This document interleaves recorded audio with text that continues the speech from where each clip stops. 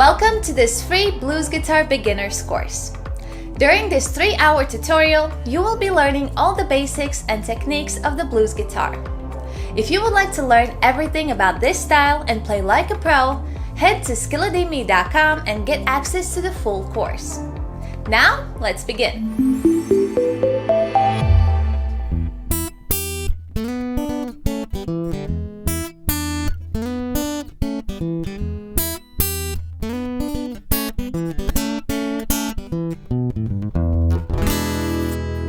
Hey there guys, and welcome to this blues guitar course. My name is Mauricio Vela and I'm happy to go in this journey with you guys when we're singing and playing the blues, okay? This course is about blues guitar, so we're going to talk a little bit about various themes that come with the blues guitar. We're going to talk a little bit about the history of the blues, because it's very important for us to know where this genre comes from so we can understand why people felt this way and what kind of stories they told us in their music, right? So we're going to talk a little bit about history. We're going to talk a little bit about the music theory behind the blues too. We're going to talk about this basic 12-bar blues. We're going to see a little bit about the scales. We're going to talk about pentatonic scales and some variations that come with the pentatonic scale that help us give it a little bit more flavor, right? So we're going to talk about that. We're also going to talk a little bit about how to maintain our guitars beautiful and how to maintain them well intonated and all these technical things that are very important. We're going to talk a little bit about electric guitar as well. We're going to talk a little bit about electric guitar tone too. We're going to talk about amplifiers, pedals, and a lot of things that are involved in the tone of the blues, the soul of the blues that is so important, right? We're also going to see some technical exercises to get our hands to be ready to play the blues, because in order to play the blues correctly, your hands need to respond to your brain very well, right? So we're going to do some exercises as well to exercise and get faster and stronger fingers, okay? This is very important to play the blues, because if you don't have fast and strong fingers, you can't play fingerstyle. You can't do the bends correctly. So let's dig in, right? So we're going to start talking a little bit about the history of the blues and where this beautiful music comes from, right? It comes from the slave trade. It's a very sad practice, and nowadays, fortunately, we don't have slaves anymore. Or, well, maybe we do, but let's say that in a little different way. But slavery trade was the cause of bringing those Africans to America. And it was the start of bringing black people from Africa to America as slaves.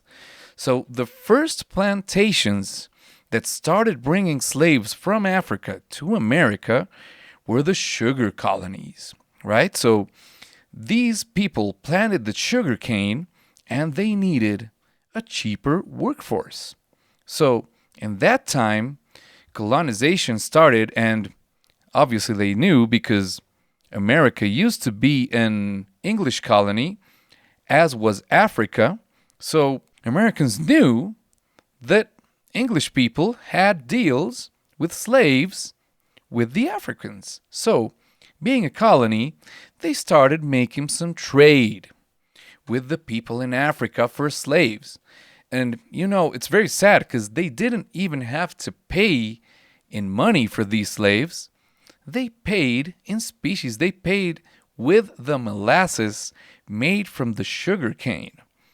So, it couldn't be cheaper for them to get that workforce, that excellent, very skilled, and very strong workforce to do a lot of things for them. And in Africa, it was already a custom for slavery. They also had slavery, but it was very different because, slavery in Africa was a little bit more human, right? Slaves in Africa were treated like people. Like, you're a human, you're a person. I know I have to feed you. I know I have to treat you right. But in America, it was very different because it was very utilitarian. Okay, so the Americans treated slaves basically like objects. Okay, so the Americans grab the slave and you work for me like you're a TV appliance. Like if I had a remote control, I would turn you on and turn you off, right? So That's how they treated these people. And it's very sad, and that brings a lot of emotional consequences for African Americans that used to be Africans and are now becoming Americans, right? And this is just the beginning of their drama, okay? Because, because their workforce was so cheap, that started to generate some inconformities from poor white people. Because poor white people saw the blacks coming to America working for nothing, and they were like, hey, and where are my jobs? Where's my job? I could do that. They used to pay me to do that. And they bring this guy, and they don't pay him anything, and he works like a beast. Well, that's not cool. So they started hating them also. That's another part of their suffering. So this started with the sugar trade, the sugar colonies, but then other plantations started to see the business. They started to see the business in trading for slaves, because they were like, okay, I've got a rice plantation. Maybe these Africans want some rice. I can give them some rice, and they can send me back some slaves. That will work for me, basically for the food. And that's a lot to say, right? And then it was the tobacco, and then it was cotton too. So all these crops that were doing slave trade started mistreating the African American communities. And this made a very, very hard emotional damage to their hearts and to their souls and to their heritages. Okay? So this increase in jobs for slaves made even more jealous the white poor people. So you can imagine their situation. And it gets even worse, because then in Mississippi, where it was one of the states where the slaves were worsely treated, they even prohibited their drumming. And drumming for Africans is part of their heritage. It's a very important part of their heritage because, African music, the cultural heritage of African music is based on drumming. Most of their cultural musical heritage is based on drumming. And then they prohibited it. But it was because they realized that Africans used drumming for communicating themselves. So then they started to get afraid, and they were like, okay, if we let these guys keep on drumming, they're going to start communicating amongst themselves, and maybe they're going to have an uprising, and they're going to kill us all. So no more drumming for you guys. So it was all about erasing their cultural heritage, which is very sad. And, the only thing that was permitted in this time was the work chants.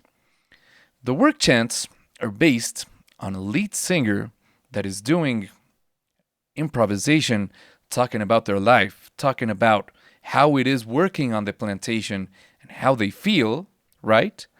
And then the chorus of the rest of the people that's working with that person respond. And it's very rhythmic, right? It has a very rhythmic natures. So it's, let's chop down the crop, let's chop down the crop. Those work chants were very, very, very important. And it's so sad because that's one of the only parts of the African heritage that tried to survive amongst time. Okay? So then when they saw that when the slaves started singing, they worked more rhythmically, they worked faster, and they worked harder. So then slave owners, started realizing like, okay, so maybe a slave that can sing is pretty valuable for me. So they started like saying, yeah, I like the slaves. Yeah, I like the slaves that can sing like a lot better. So music started to be a very valuated skill for the slaves. Okay? There's a lot of sad things that happened to these people, like I was telling you, the emotional damage on these African American cultures was so bad and so extreme that the mothers of children in Africa were even willing to kill their newborn for them not to suffer the same conditions as they did. It was that bad. Okay, so it's important to understand like how that emotional stirrup and social stirrup starts to generate new things and generate new ways for culture to express and to find new ways of expression, right? There are like two instruments that survived colonial Africa, right? And it was basically the banjo and the xylophone. It was the only instruments that were permitted because drumming was totally prohibited. They let them play the banjo and the xylophone because they were European instruments, because, Africa, it was an English colony, so they had access to these European instruments. And these were the only instruments that were permitted in that time, okay? So African music, as we were talking, is a lot about the rhythm, about the rhythmic properties, right? And it's very rich in its rhythmic properties, and it has a lot of polyrhythmic qualities. So usually you've got a group of 10, 20 drummers, and some of them play one pattern, some other drummers play another pattern, and you have like a mix of different rhythmic cells, okay? So because drumming was prohibited, they started looking for new ways of expression. And the only way of expression that was left for the poor African American cultures was vocals, right? In Africa, they have non-diatonic systems. So their scales are a little bit different from those that were created in Europe. So, there's something very interesting when you start reading books about the blues and about the history of the blues. And, there's a concept called bluing notes. And to blue a note is basically to do a bend. Okay, so when you do a bend, you're bluing a note. So, wow, that's very cool.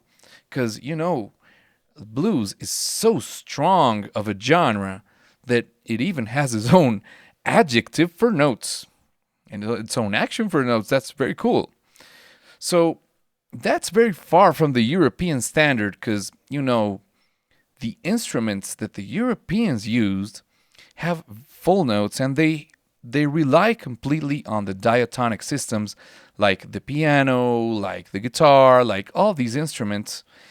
But the African tradition had their own system, so they tried to find a way to make this system as a conduit to their own culture and to adapt the scales that they knew from their old heritage and adapt them to this new European system. And the best way they found to do that was with the pentatonic scale, which is a very old scale, but it's from the European system. And they started to check out the scale and they were like, okay, this kind of looks like what we heard in Africa, but it's still lacking some things. And that's why they bend so much, because their musical system is non-diatonic. So that's why there's so much bending in the blues. Okay? So basically, African Americans, who are a brave group of people, what they did was adapt their cultural heritage to their new circumstance. And that's what the blues became.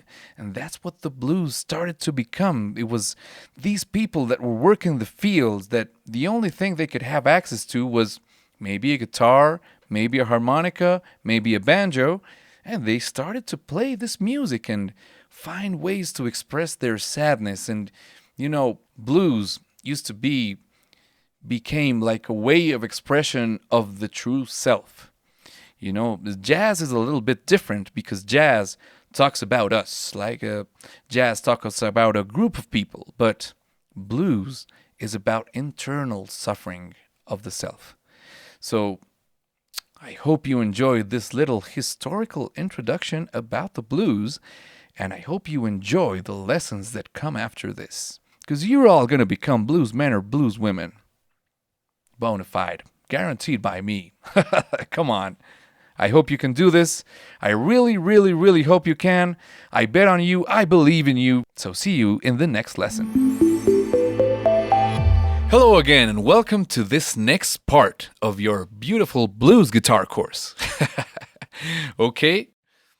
This next part we're going to see has a little bit of more spiciness. You know, I like to talk a lot about the spice of the blues. But here we're going to learn a little bit more of that spice, and we're going to use the same 12-bar blues in the key of E that we're already learned, and we're going to incorporate some new little more licks and stuff to these beautiful rhythmic sections of the blues, okay? So remember, we're using the same structure of 1, 4, and 5, the same 12-bar blues, same structure, but we're going to start to add those little spices, okay?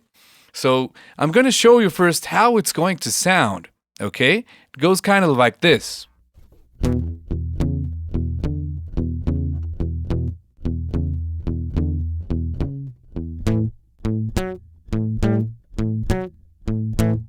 It's kind of like that, right? So we're going to do a little bit of work with our left and right hand, right? So we can get that shuffle rhythm going and to have that rhythm section like really groovy and really spicy and really bluesy, okay?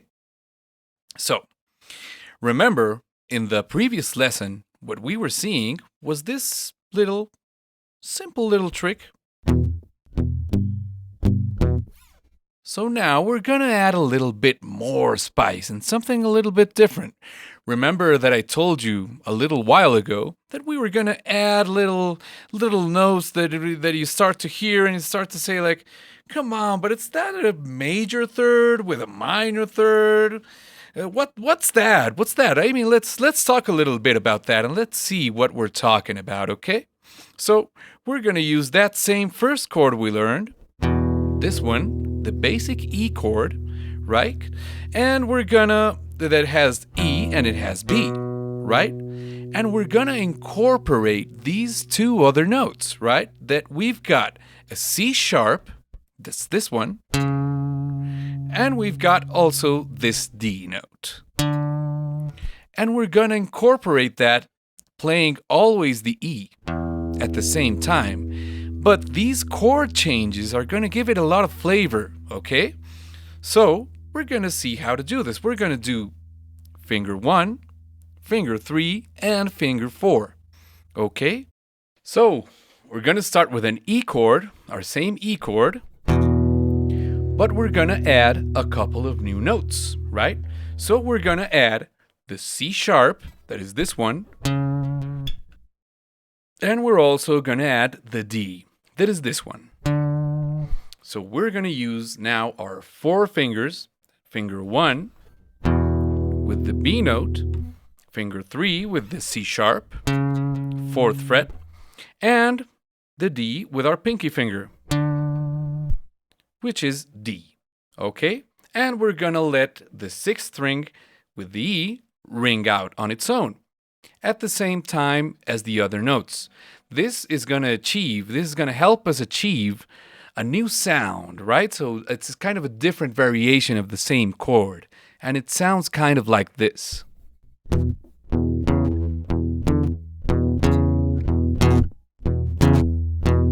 Sounds fun, right? Sounds a little bit more spicy than what we were doing at the beginning with this, with just the G.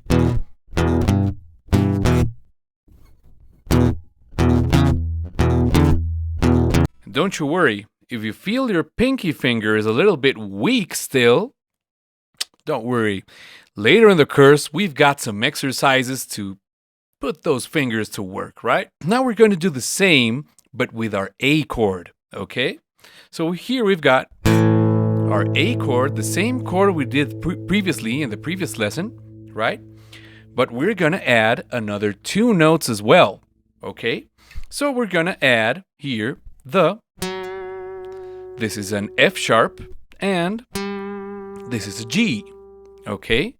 So we still have our normal chord position, and we've got the F sharp, and we've got the G, with the 5th string with the A ringing out all the time. Okay, I'm gonna do it really slowly so you guys can check it out, okay? It goes kind of like this.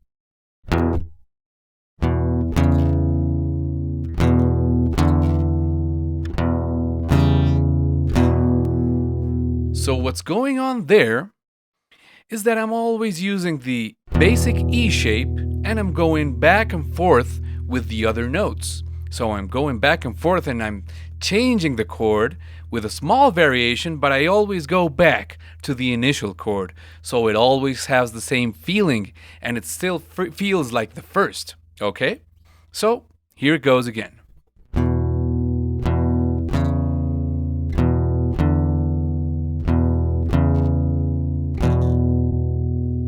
And obviously, this always has that same shuffle rhythm, that same train beat that keeps us going, right?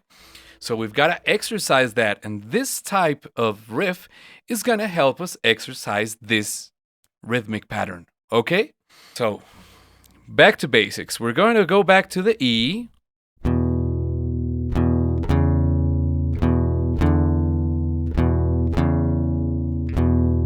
That's what we're going to do in the E, okay? Here's what we're going to do in the A.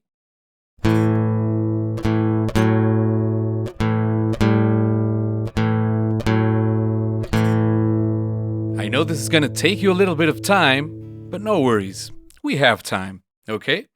And then we're going to do the B in the same fashion, but we're going to add the D note right here.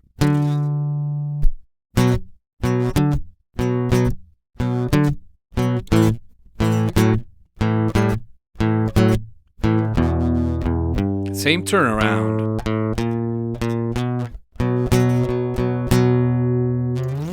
Right? So that's about the thing about the shuffle.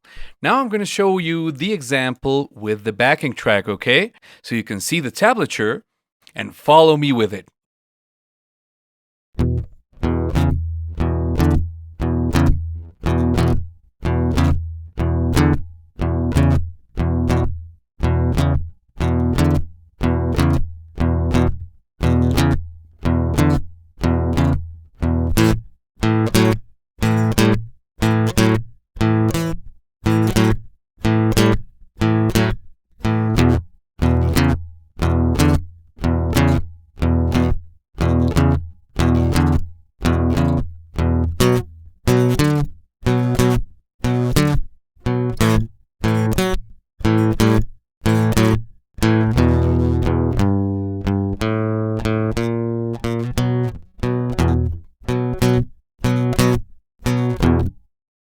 That's basically the exercise, okay? That would be our first pattern for practicing this shuffle rhythm, okay?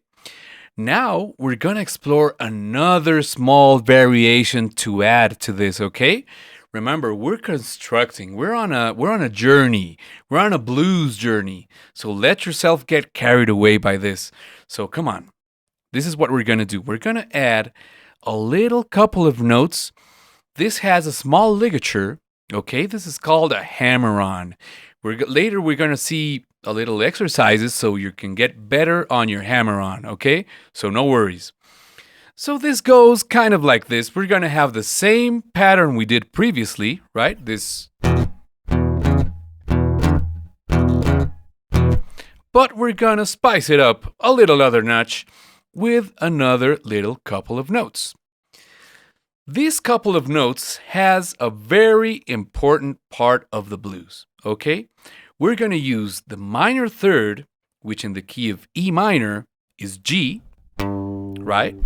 But we're also going to use G sharp, which is the major third, okay? Remember, I told you a while ago, like, what do you mean? What do you mean you're going to use the minor and the major third? Come on, are you crazy? Yeah, that's what makes us blues men or blues women, right? Come on. So this goes kind of like this.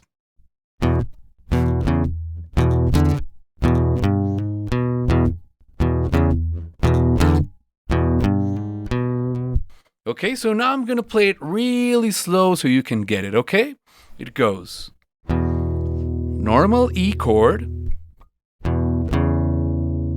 I always do it and then go to the C sharp with the ringing E chord, and then I go to the D, right, with the E, and then I go back to the E, and then I'm gonna do this beautiful ligature that goes from G to G sharp in the 6th string, 3rd and 4th fret like this.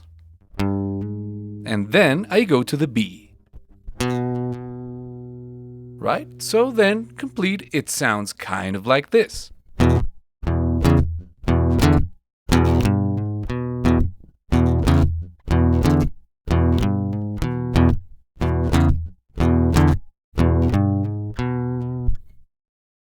Sounds tasty, huh? So we're gonna do the same thing with the A. Cool? Goes kind of like this.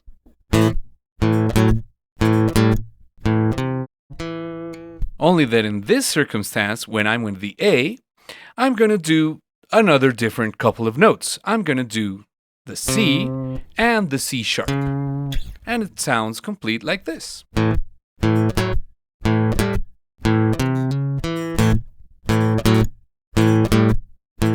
Now we're gonna do it together, okay?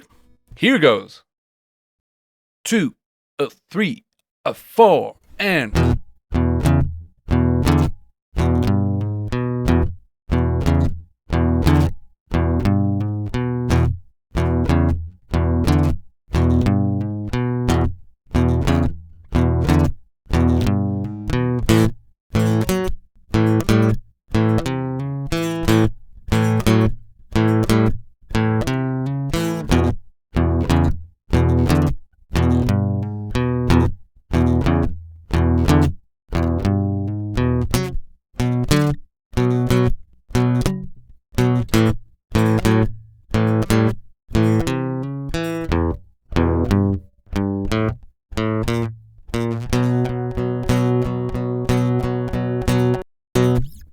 That would be the complete exercise. Okay, I hope you liked it. And now you're going to listen to the complete exercise with the tablature so you can do it yourself with the exercise, reading the tablature. You have it at different speeds maybe so you can check it out and see it slower. Okay? See you in the next lesson.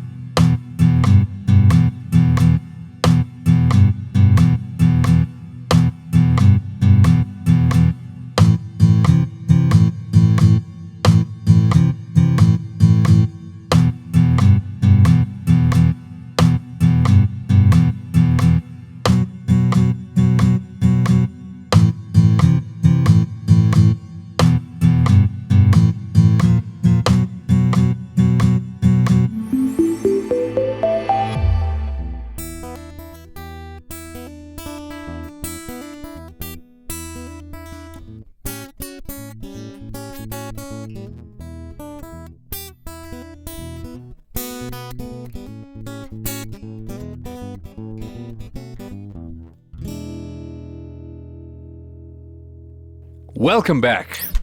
Now, this was a little bit of chords, a little bit fuller chords with more notes, right? Because this is the base of the fingerstyle blues, like Robert Johnson and a lot of great artists like Big Bill Broonzy, you've got your Robert Johnson, you've got a lot of artists that did this fingerstyle, beautiful fingerstyle recordings, right?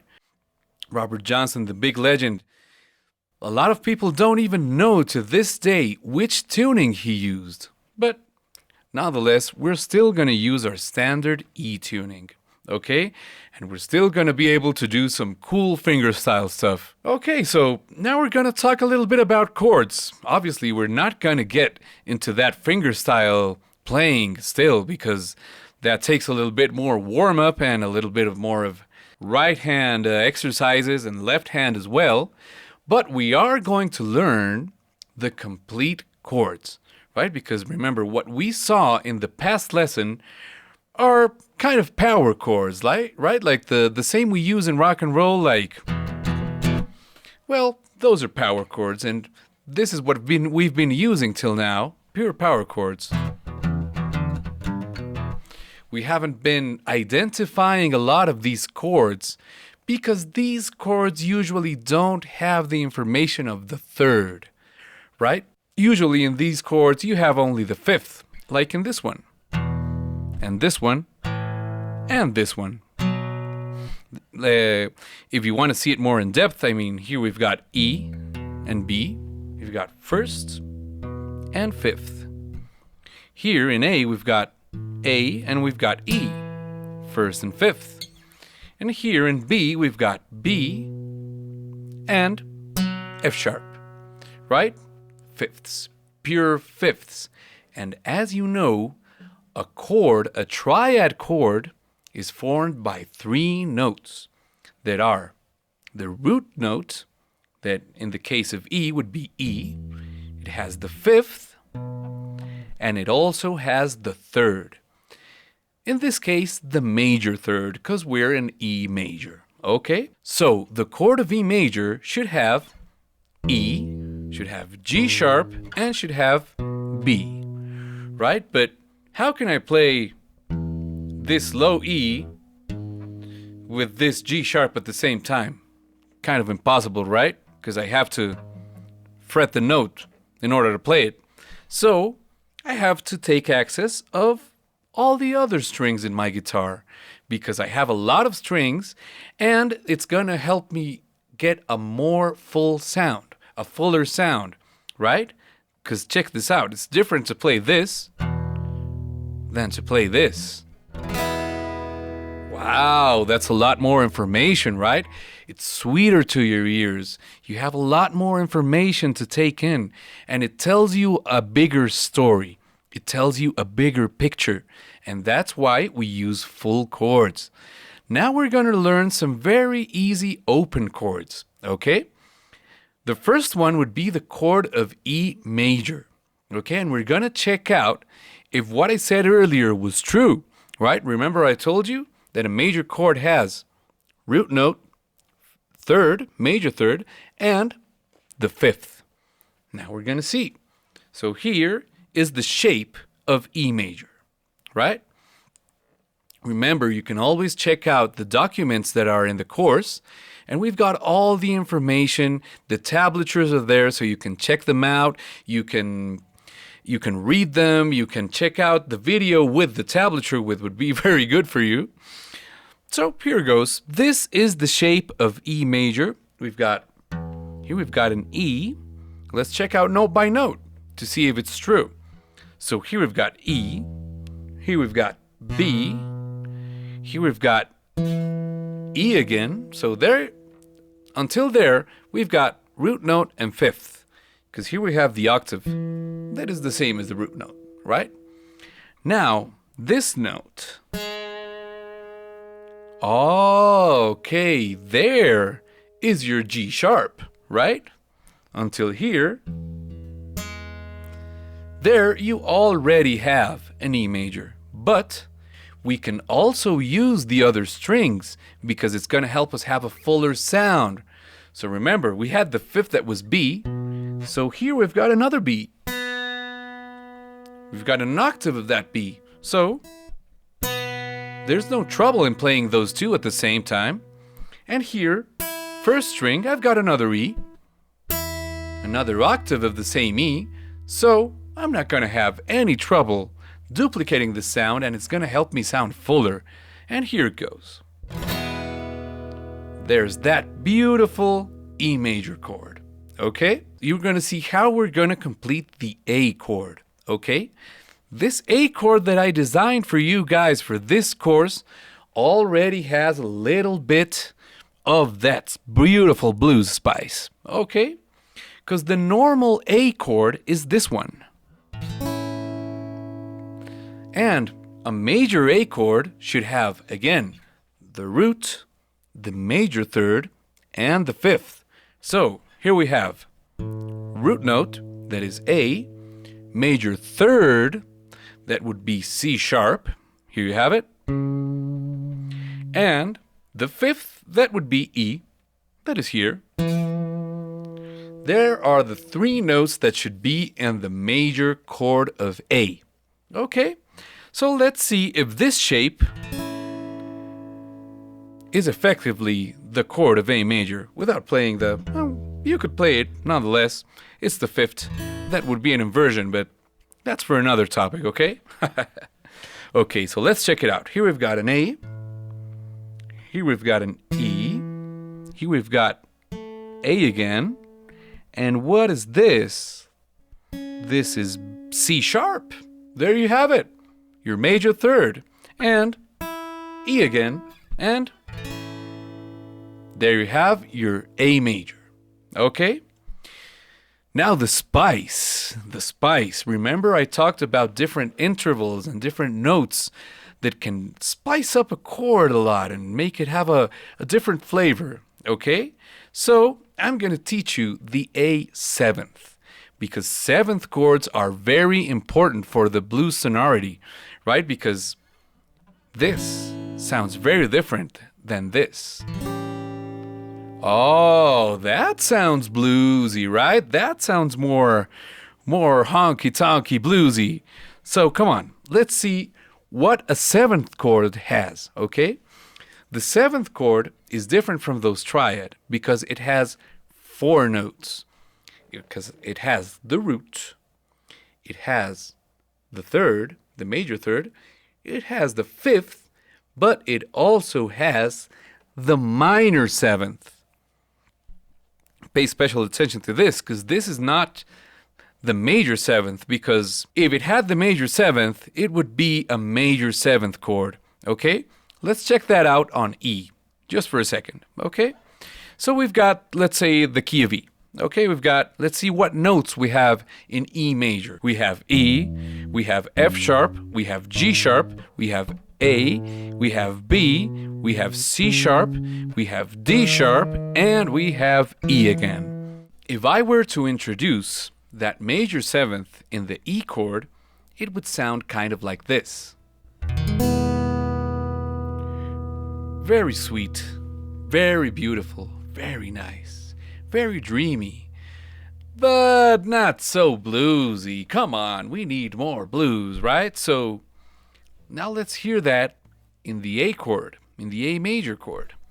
This is the standard A major chord, the standard shape in the opened position, right? Now we're gonna hear the major seventh A chord. It would be like this.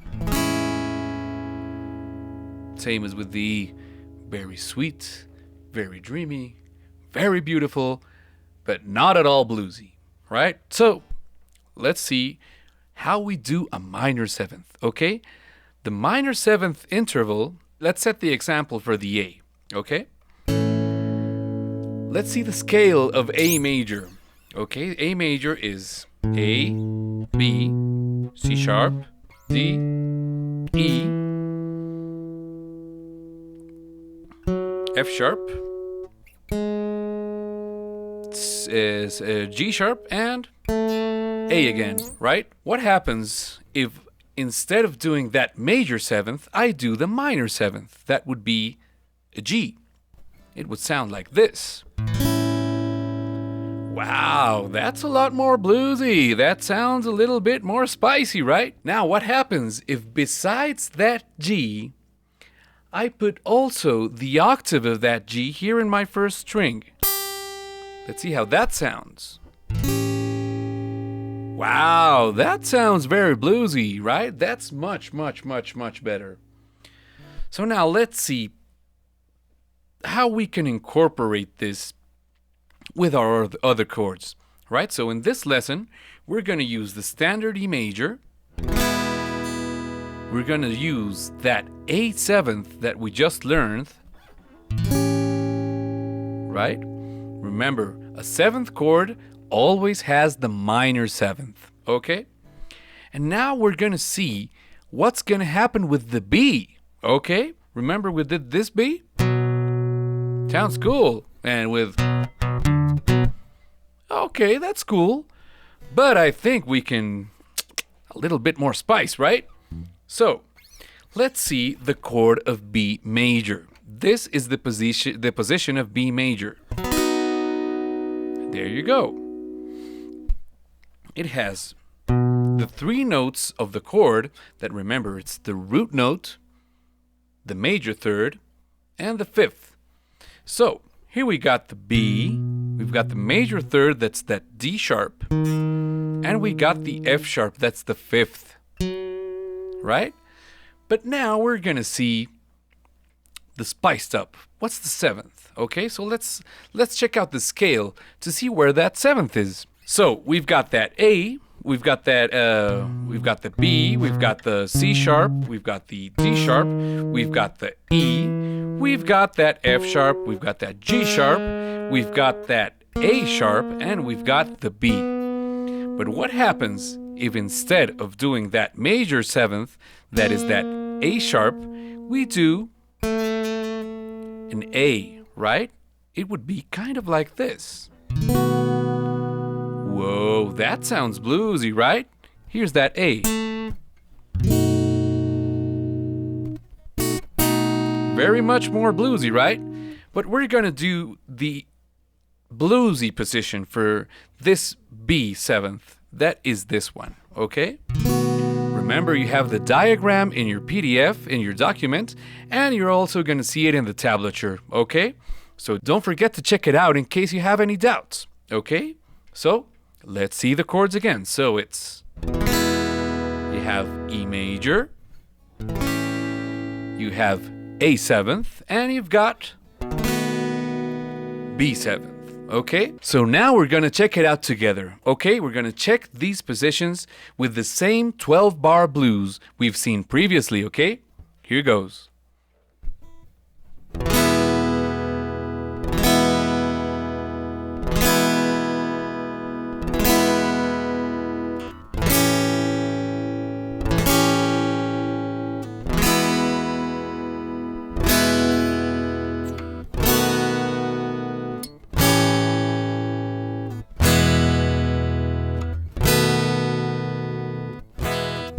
That's basically our structure, okay? That would be the 12-bar blues with some basic beginner chords for the blues.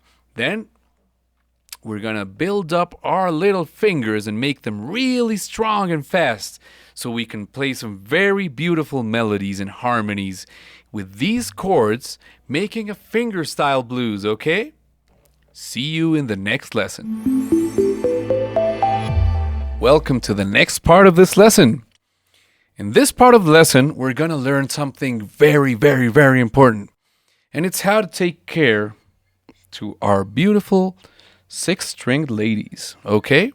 We're going to learn some basic tools we need, or it would be good to have if you want to take good care of your guitar, okay? And if you're a guitarist, it's important to have these things, right? So, first of all, this sounds stupid, but it's important. This is a box of picks. I mean, it's a mint box, but I have it full of different gauges of picks and different styles of picks. I've got your jazz 3s. You've got your thin picks. You've got your thick picks. Because believe it or not, the pick is the half of your sound. It's a very important part of your sound. So a thick pick will sound very good for some genres and not so good for others. For blues, I recommend a thick pick. For country, because I also have a country band, I use a lighter pick because this lets me strum a lot faster Okay? So this is important because you're never going to lose your picks. You know, picks can have their own little feet and they can look for their own destiny, you know, and you don't want that. You want your picks with you, right? So, another very important part of your tool set, of your guitar tool set, is this. I love this. I picked it up on AliExpress, but I'm sure you can find this in any music store.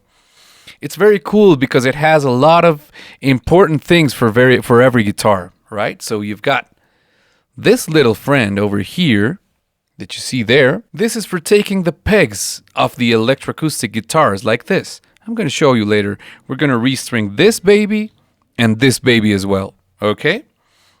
It also has this that helps you put this on the pegs of the tuners and unstring very easily and restring very easily and very fast. And it also has a cutter to cut the rest of the string you don't need on your guitar. Okay? Another important part of the guitar toolset is a little rag, but this is not any rag. This is a microfiber rag. Why microfiber? Because we don't want to damage those beautiful paintings of our guitars. We want them to look good. We don't want to scratch them, right? So it's important to have a microfiber rag, okay? Also, this guitar shine polish.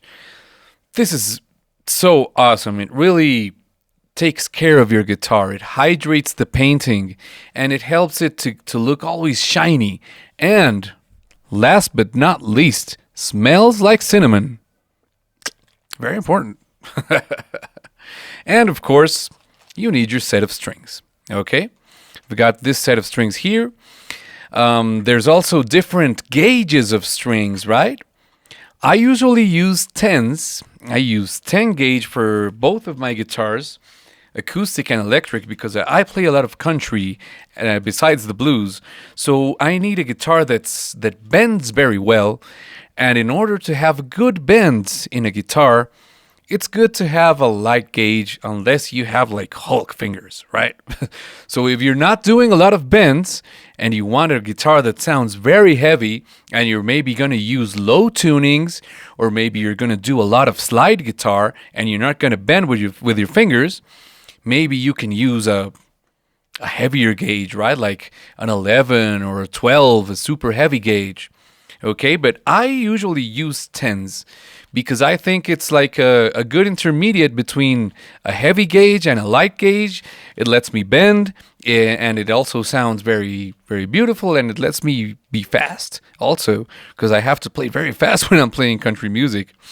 But when you play the blues, 10 is equally good. Still very, very good gauge for blues guitar, okay? So what do you say? Let's dig in. Come on, let's change the strings on this beautiful Gretsch baby. So, let's check out how to change the strings on this guitar and how to use the tools to do that, okay?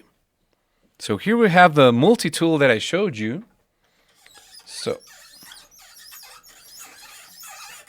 I'm gonna put away all the strings of this guitar because I want to give it a complete cleaning. I want to clean a little bit the fretboard too. I want to clean here beneath the bridge, everywhere.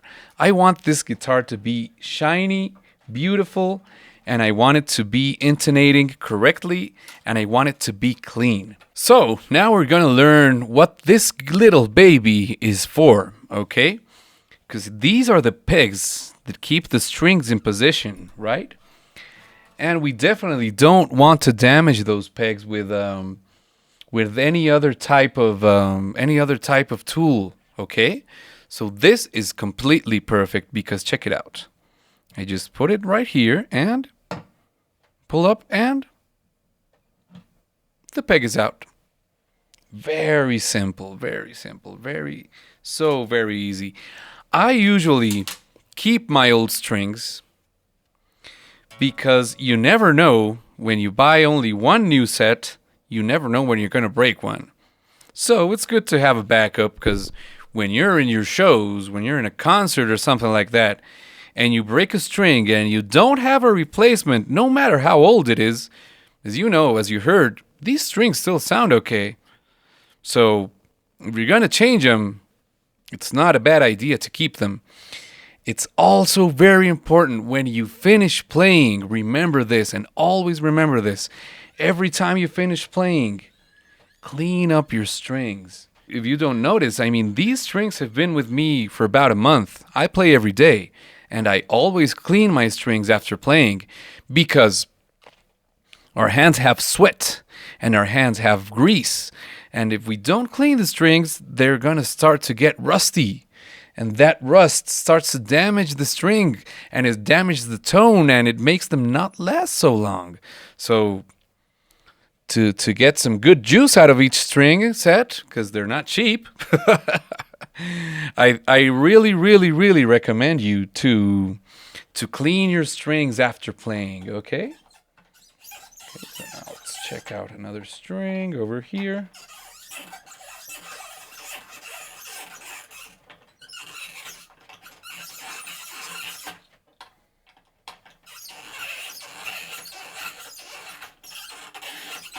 There you go. You have your other string. We can do this with this.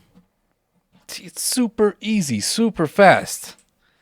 And again, be organized. Be organized with your strings. Don't just throw them around like it's anything. You can roll them up like this, and they're gonna last you forever, and you're gonna have strings to change.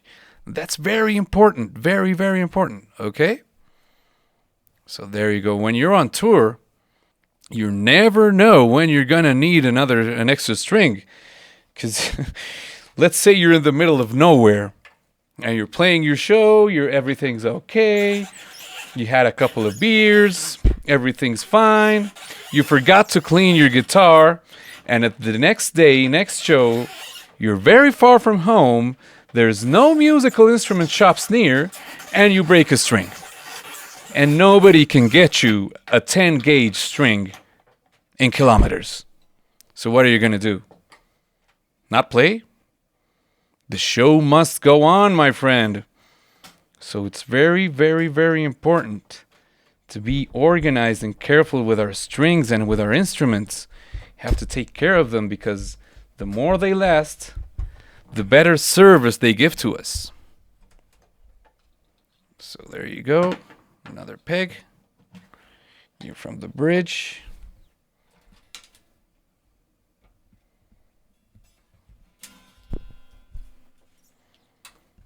Okay. I just usually roll them between themselves, inside themselves, so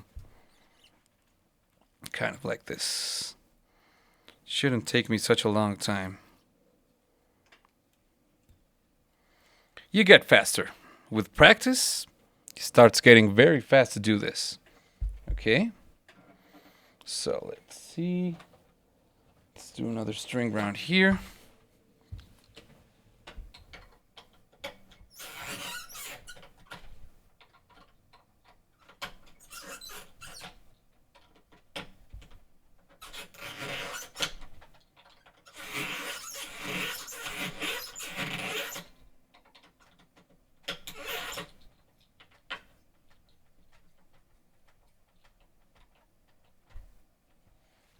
You know, it's also highly recommendable that you use a rag below the guitar, because you don't want to scratch this baby. Remember, the same I said with the microfiber cloth, it's very, very important.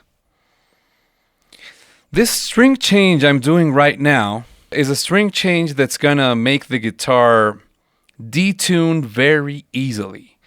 Very easily. So this string change that I'm making with this acoustic guitar is a string change that is going to take a while for the guitar to get accustomed to its original tuning easily, right? So I recommend another type of string change that I'm gonna show later with my electric guitar that I call the emergency the emergency string change, okay? That's going to help the guitar, the wood doesn't go out of the tension that it comes from. the wood doesn't come out of the tension that it comes from, so it's a lot better for when you need it like fast, right?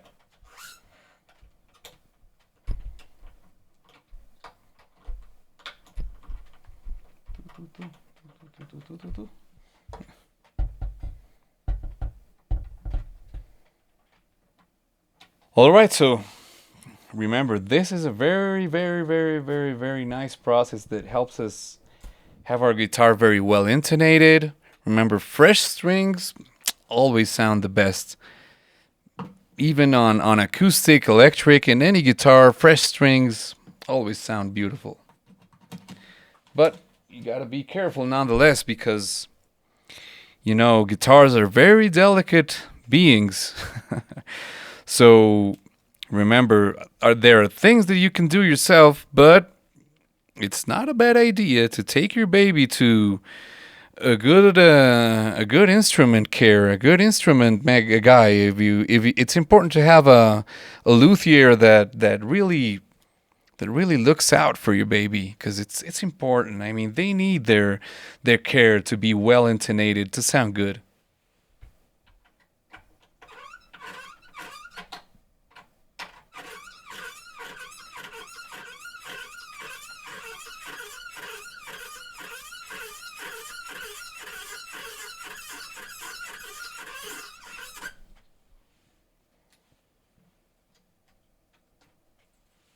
But nonetheless, there are some details that you can check out without going to the luthier, because, you know, instrument guys are the best. But sometimes you don't have the time, and you can't lose your instrument for so many time, right? So it's important to check out a little couple of details before your guitar starts to fall apart, right? Because there are some things that, come on, they aren't so hard to do, and they don't require such an experienced labor. For example, let's see the tuners, okay? Here we have a beautiful tool that has screwdrivers, Bristol keys of different sizes, screwdrivers of different types. This is really, really useful. This has every key that a guitar may need, okay? So there are various parts of the guitar that we can check out before it falls apart, and check it out. For instance, check this out. This doesn't look so cool. These are okay. These tuners are okay. This one's cool, but this one's loose. This one's loose. Check it out. That's not cool. So we're gonna give it a little squeeze.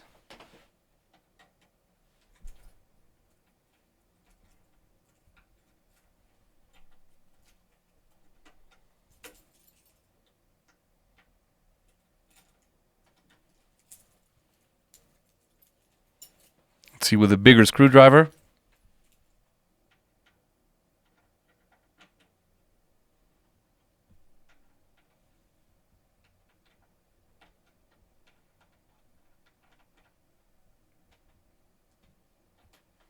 There you go. It's not loose anymore. See? It's a very simple adjustment, but it saves your guitar, and it makes it tune better, and it's not going to buzz. It's not going to have different strange sounds or things of that sort, right? So very useful. These type of tools, it's a screwdriver. It's very cheap. I mean, these aren't complicated tools to find. It's more like the care you give to your instrument, okay? So now we're going to give it a little clean before we restring it. So we're going to grab our rag and we're going to give it a nice little clean in every part of her. Okay, so let's do this.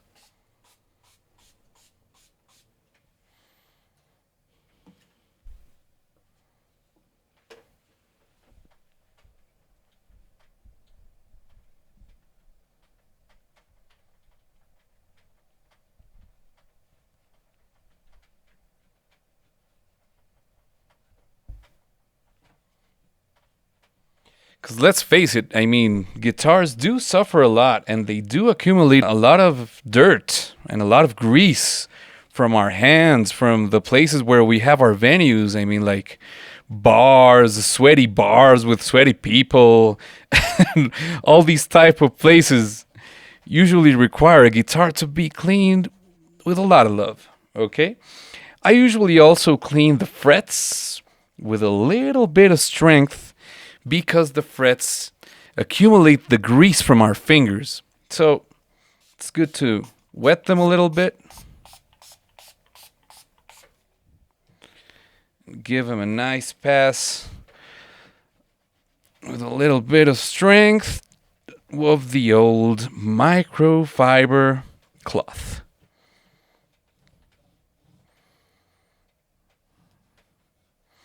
Okay, looking good. Now it smells like cinnamon.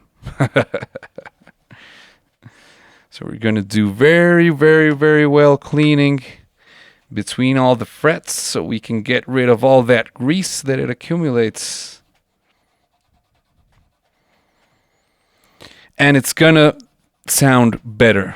Bona fide, certified, and tried. I'm going to put a little bit more of this solution there. Well, it accumulates a lot of dirt between the frets because our fingers are greasy. They're full of grease always, especially if you eat pizza before playing guitar. Don't do it. If you're going to do it, wash your hands.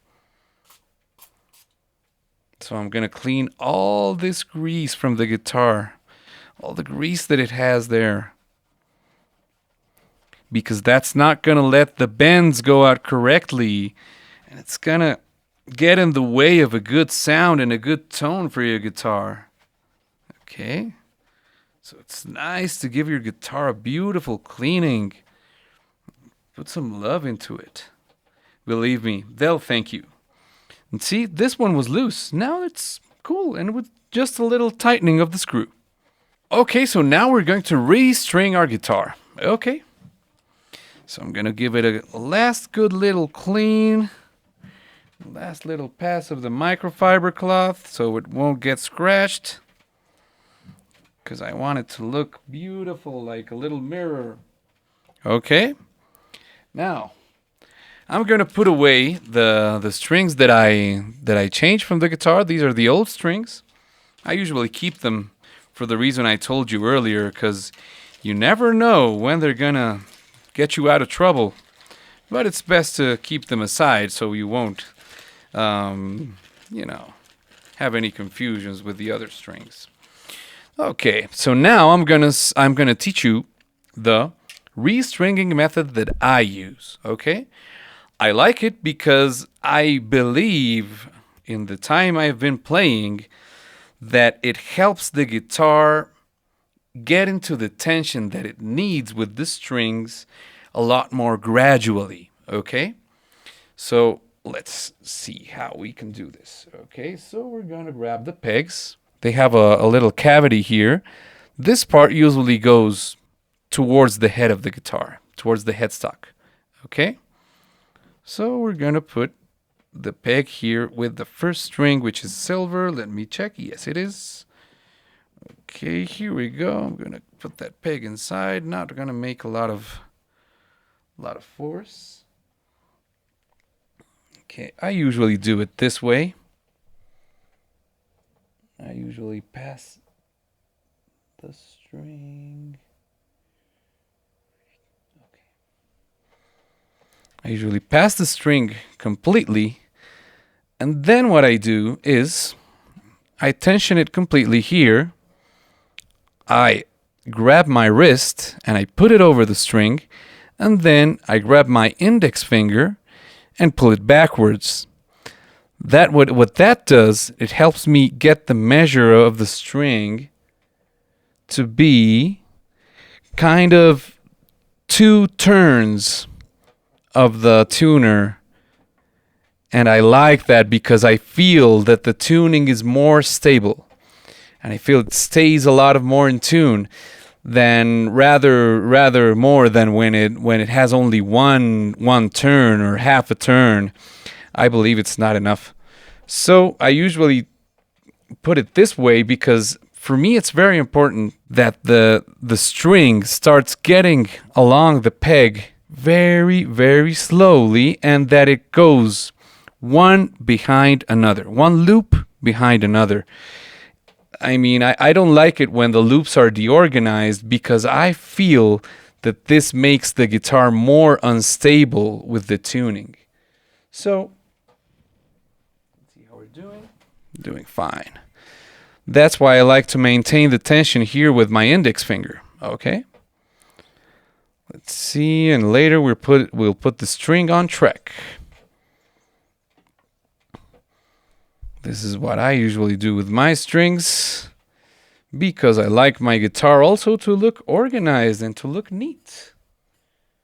Okay, here we go. Let's put the string on track. There we go, looking good. I like to put the string here a little bit down so it finishes going into position the way I want it to. One loop after another. Then, after this, I like to put it into tension a little bit, like kind of where it's supposed to go. I'm going to go ahead and use the tuner of this guitar.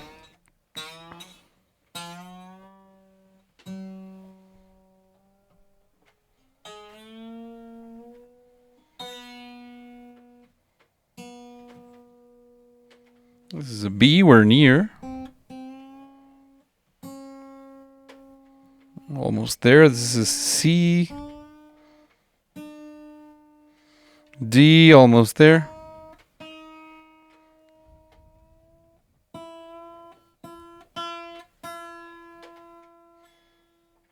Okay, we're a little bit sharp.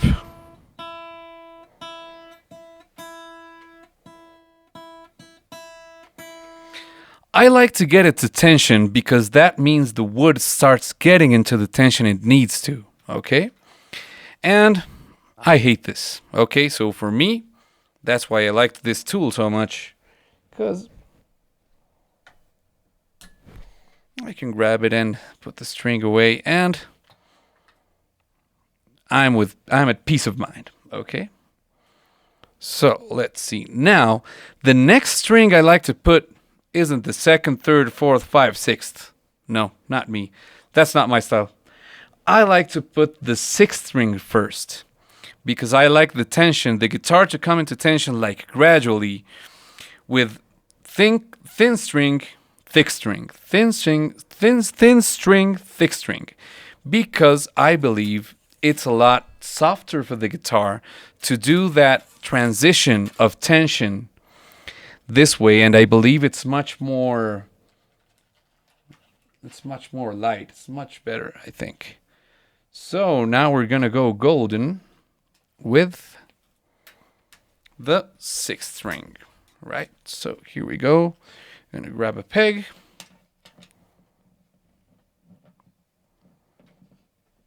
And there we go, all the way in. Put our guitar into our strings into track. Wait a sec. Yeah, there you go. Don't want it to get all tangled up. So here we go. Same procedure. Put it all the way in, all the way back, and take it back with my index finger.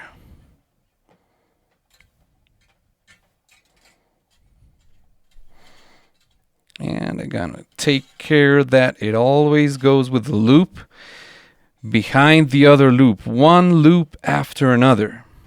I usually take a lot of care that that does happen because it maintains the tuning a lot better and intonation is a lot better. There you go. There you have your two turns of the peg.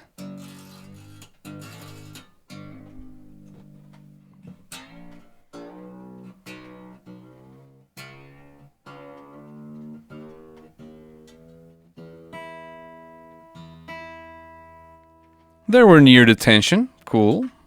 Now let's take out that little piece. Excellent. Now we're going to go with the second string. Okay, now we're going to grab our string. We're going to grab a peg. And let's go all the way in. Second string is purple. Cool. Remember this side to the headstock. All the way in. String in place. Oh.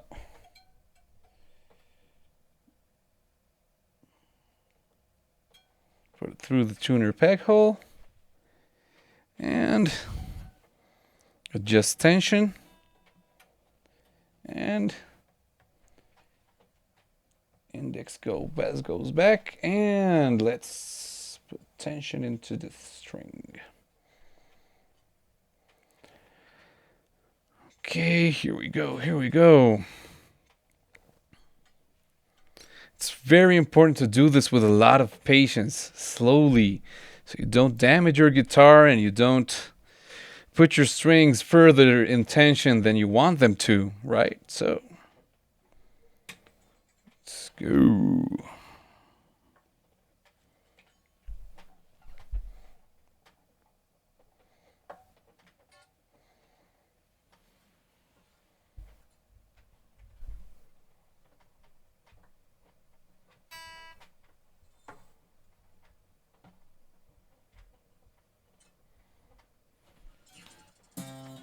There we go. Now, gonna bring it to tension.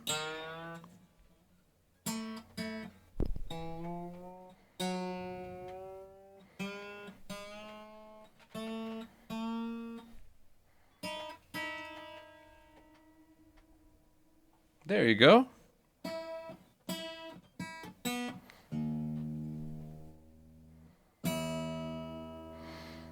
There you go. There it's slowly going into position. Okay.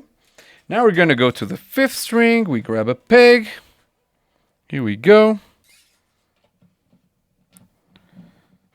Choo, choo, choo.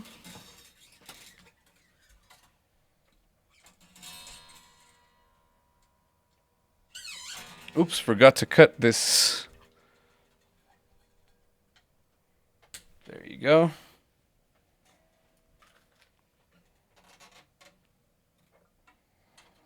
Put it into tension and let's see, let's accommodate this a little bit. And there you go. Oh, there we are. There we are. This is the thing with electric and electroacoustic guitars with metal strings. It's very different from tuning. Nylon strings are very, very different because nylon strings do tend to slip. So nylon strings usually do need a nut. Metal strings don't. They don't tend to slip. They usually grab amongst themselves and that's that. And 2 turns of the peg and we're there. Right, so let's put it into place here in the nut. Be careful not to put the string in another position in the nut.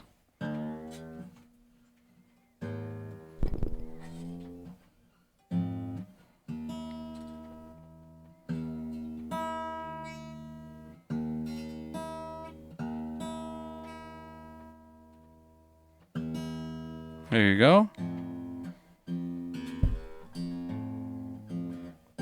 Okay, so we're continuing restringing this guitar. We're going on with the 3rd string that, as I said earlier, because of the gauge of these strings and because it's for an electroacoustic guitar, the 3rd string in this guitar is wound. What does that mean? You can see these strings, they're plain. They're plain steel, just like these strings are, but at their core. I'm going to show the core. Check it out. This is the core of the string. You can see it there. And you can see that here starts the wound part, right? These are different little filaments of copper, of bronze, that are wound in this little filament of metal. Okay, moving on to the 3rd string. The 3rd string that is wound. Now that you could take a glance close up of how a wound string looks like, right? So, let me put this one over here meantime. There you go. Now, let's string the 3rd one.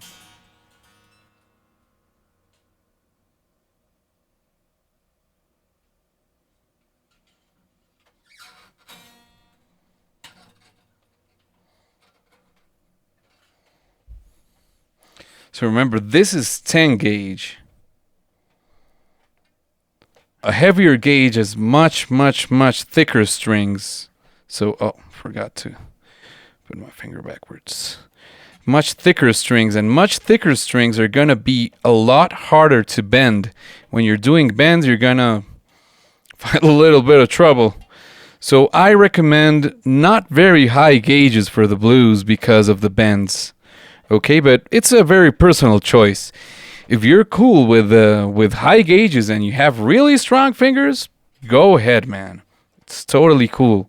I mean, thicker strings do sound different, and they will have a little bit more sustain, you know, but doesn't mean that 10 or 9 caliber strings don't have any sustain. For example, 9 caliber strings, even in an electroacoustic guitar, do have the third string in plain metal. But these don't. This is 10, so this is a very thin gauge, but it's nonetheless wound.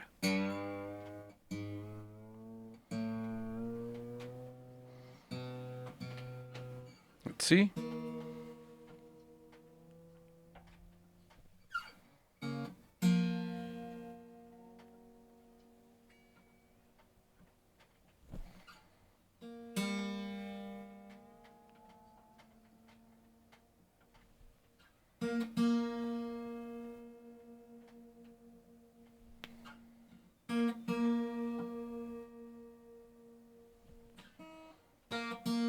There you go. That's kind of the tension we were looking for. And now we're on to our last 4th string of the guitar, the D, and we're almost done. And once again, I forgot to cut the end of this one. There you go. I'm going to check our 4th string.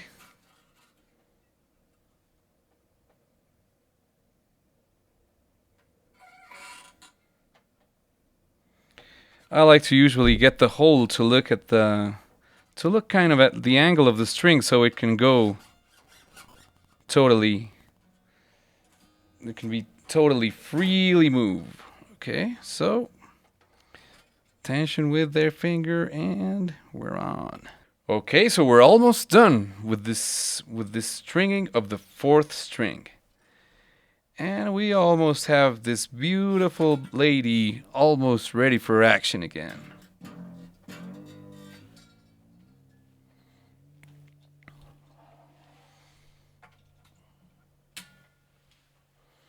There you go. And now, this is supposed to be done like regularly. You shouldn't wait so long for your strings to get rusted or to start sounding badly. Not cool. You gotta take care of your guitar so it sounds beautiful every time you play it. Okay, so it depends on how often you play. Remember, take good care of your guitar and change your strings regularly. Don't wait until your strings are all rusty and your guitar starts sounding ugly. I play every day and I change my strings every month, kind of. But this guitar, I play it like 2-3 times a week, and nonetheless, I have to change my strings like once a month, or maximum 2 months, and the second month, the strings are already like, ooh, they're not sounding so nice. So, be careful with your strings. So now we've got this little bit of rubbish, and since we didn't change the strings when they were too old, I can use them. They're still usable strings for when one of these strings breaks. I can still change them, right? So that's cool. And I'm going to give it one last pass of the good old cloth, because I had my dirty mittens all over this baby when I was restringing. So I'm going to give it a last little touch of the good old cloth. Let's see. Gotta give him some love. Gotta give him some love. I know this is a long lesson, but it's a very important one to learn nonetheless. A clean guitar and a well-cared guitar is a guitar that's gonna give you a lot of time of service. And it's gonna sound beautiful every time. Okay? So that's the restringing part. So give me a second. I'm gonna organize this a little bit, and I'm gonna show you how to retune the guitar and how to start putting the strings into tension once again. Cool, we're back. Now that we have our strings out of the way, it's important to check a couple of things on our guitar always, because the jack here where we plug in our guitar, it's always important to check out that the nut is really well placed, right? It's got to be tightened up because you don't want it falling in. So please check that out. Okay. So I'm going to plug myself in again so you can hear the tuning. Oh, you're not going to hear the tuning because it bypasses the guitar, but it's okay. So I'm going to tune the guitar, and I'm going to show you a little bit of a trick. It's important for you to have a tuner. If you don't have a tuner, you can still use your cell phone. No problem with that. But it's important to not play the strings so hard when you're tuning, because this gives you a more precise sense of tuning. So I usually start tuning when I just restrung my guitar the same way we did the restringing, that we did first string, sixth string, second string, fifth string, third string, fourth string. Okay? So let's go with the first one. That's E. It's a little bit flat.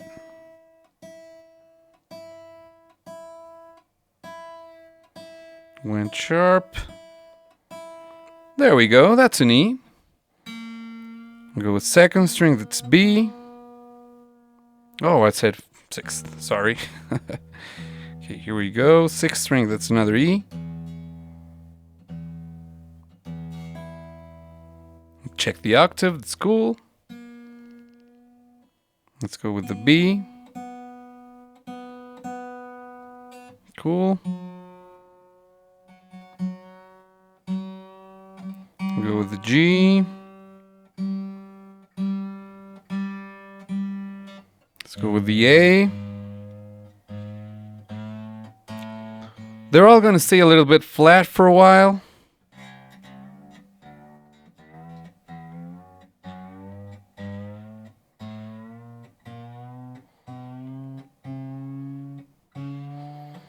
And there's our D.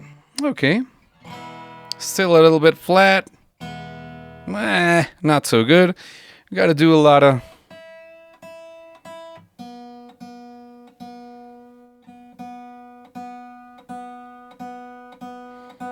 But it's meanwhile the strings start to grab their own tension.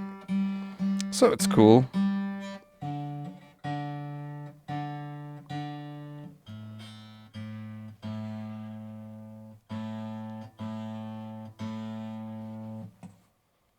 A little bit of buzzing there.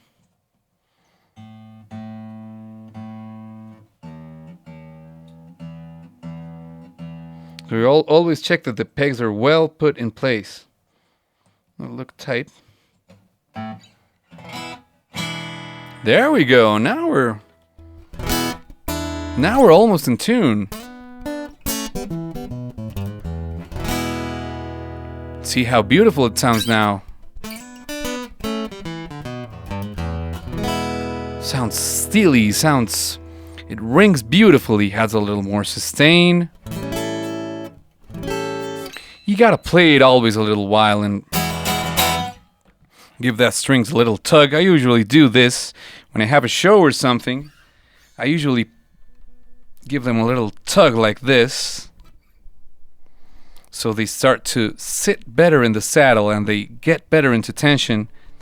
This also helps the string to gain the tension that they need and stop getting flat.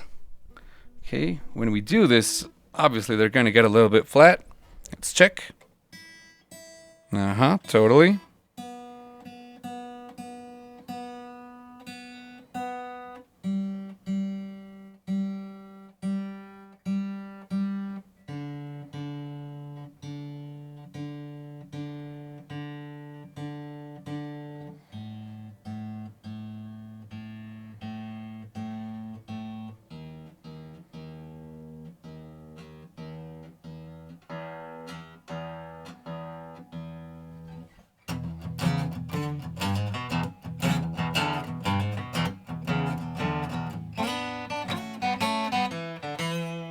There you go.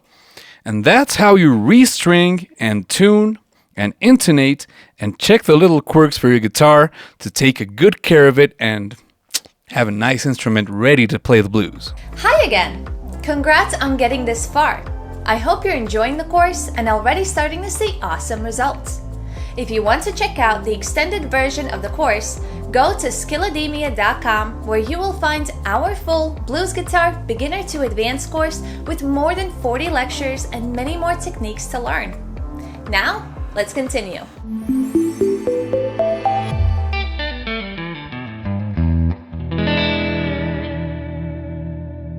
Hey there, and welcome back to another chapter of this blues guitar course, okay? Well, blues can be played with acoustic and with electric guitar, so we're gonna talk a little bit about some warm-up exercises. But first, we haven't seen anything about electric guitar, so I'm gonna just tell you the generalities about electric guitar. You already know how to restring because you saw the previous chapter. Electric guitar is not much different with the restringing thing. You still have to take care of the tuners and still have to take care of the jack. You still have to take care of the... but it's a little bit more complex, right? Because you have a system, an electric system that works very differently, okay? So I'm going to show you a little bit how that works before the warm-up exercises, okay? So be ready. So, electric guitars like this one, I mean, each electric guitar brand has its different quirks and its different, specific things. But this guitar is a Gretsch, and it has very specific things that are very sweet, that I very like a lot. So, almost all electric guitars have 2 to 3 pickups, okay? These are the pickups. These are little magnets that are wound with a copper coil. These are pickups that are magnetic pickups that have a magnet that's wound with coil of copper, okay? There are different styles of pickups. There are single coil pickups and there are humbucker pickups. Single coil pickups were the first one that were invented, and these pickups have just one line of these magnets, right? Those guitars that have single coil pickups are usually very good for clean tones, right? Like the blues that has overdrive to clean tones. But this guitar has humbuckers, but these are vintage blacktop humbuckers from Gretsch that sound really beautiful. I'm going to show you the differences in tone and in sound that these two types of pickups have, right? So let's listen to some strumming, okay?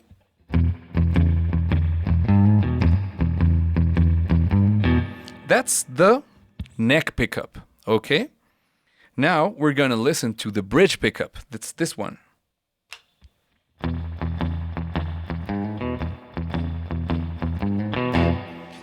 This one tends to sound a lot sweeter, a lot fatter. Has maybe a little bit more of sustain, but it's very good for chords. If you check out like some other brands of guitars, they have a marker here that says rhythm in this side and treble in this side, because effectively this pickup is very good for rhythm,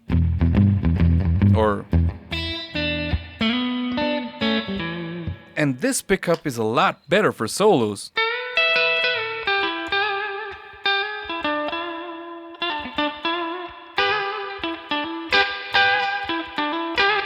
Right, so you know the differences. Now I'm going to show you how the two of this summed up sounds.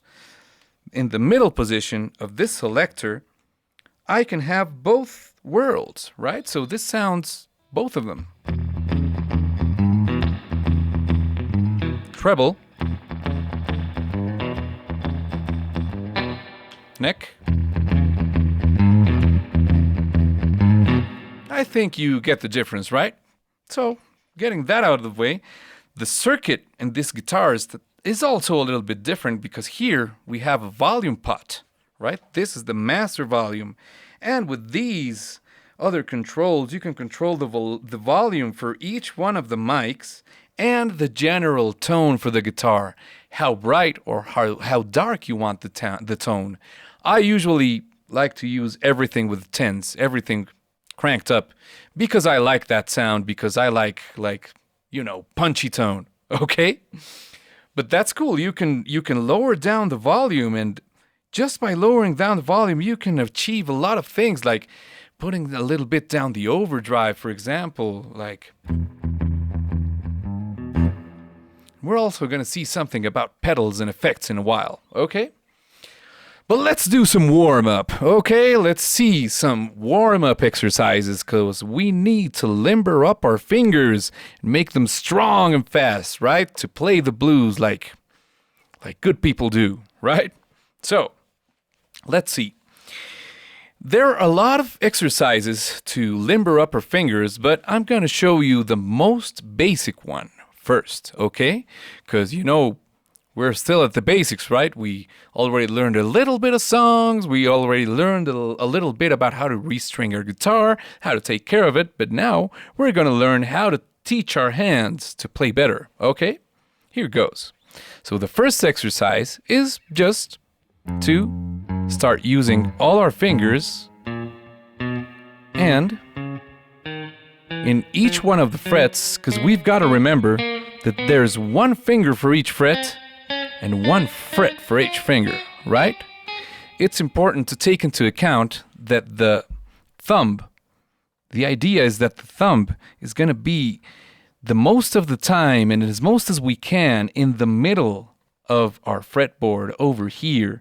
Try not to be over here or over here, because here in the center is where you have the most strength, and it's where you will be able to do the strength for bending and the strength for hammer-ons, right? So, what else is important? As I said, we have 4 fingers and we're going to use all of them, right? So, it's important for you to know that the thumb is there to be the support for your other fingers. So, it's important for the thumb to be always at the middle of all of the fingers, because you need support for your index and your pinky. So, if you put your finger in this side, your pinky won't have the same amount of support, but your index will. And that's not cool, because you need support for both fingers, because you're going to be moving all around the fretboard, right? So, that's important. So, take that into account always when you're doing this type of warm-up exercises, because this is going to make you stronger, it's going to make you a healthier player, your hands won't hurt, and you're going to have the strength for all of your fingers. There's also another thing that's very important, that's posture, okay? So it's important that you sit very comfortably, that you stay with your back straight, that you have your fingers always like if you were grabbing a little ball, kind of like this, right? Fingers should never do this.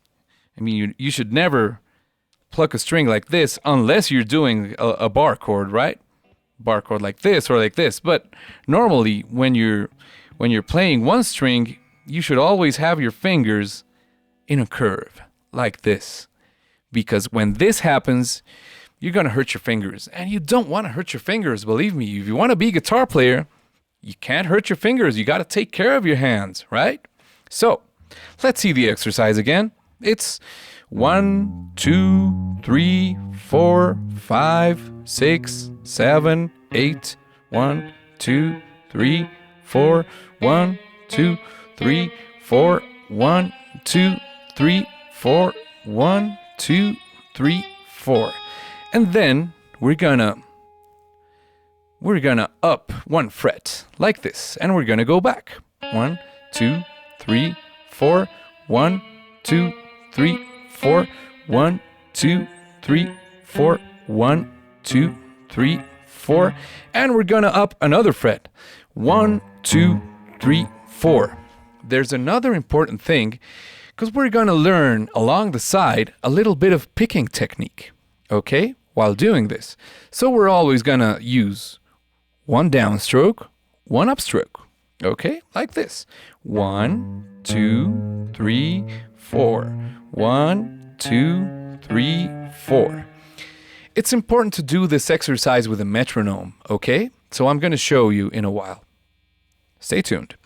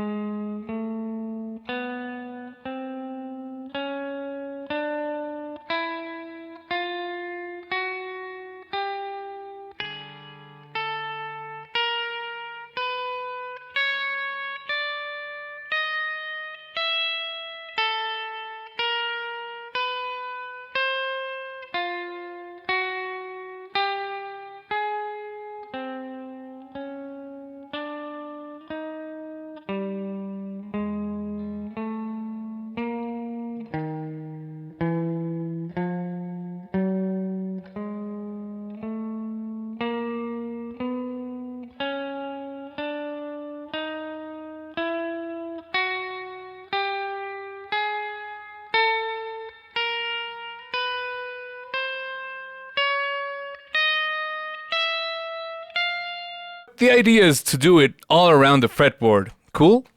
So this is one of the warm-up exercises for beginners.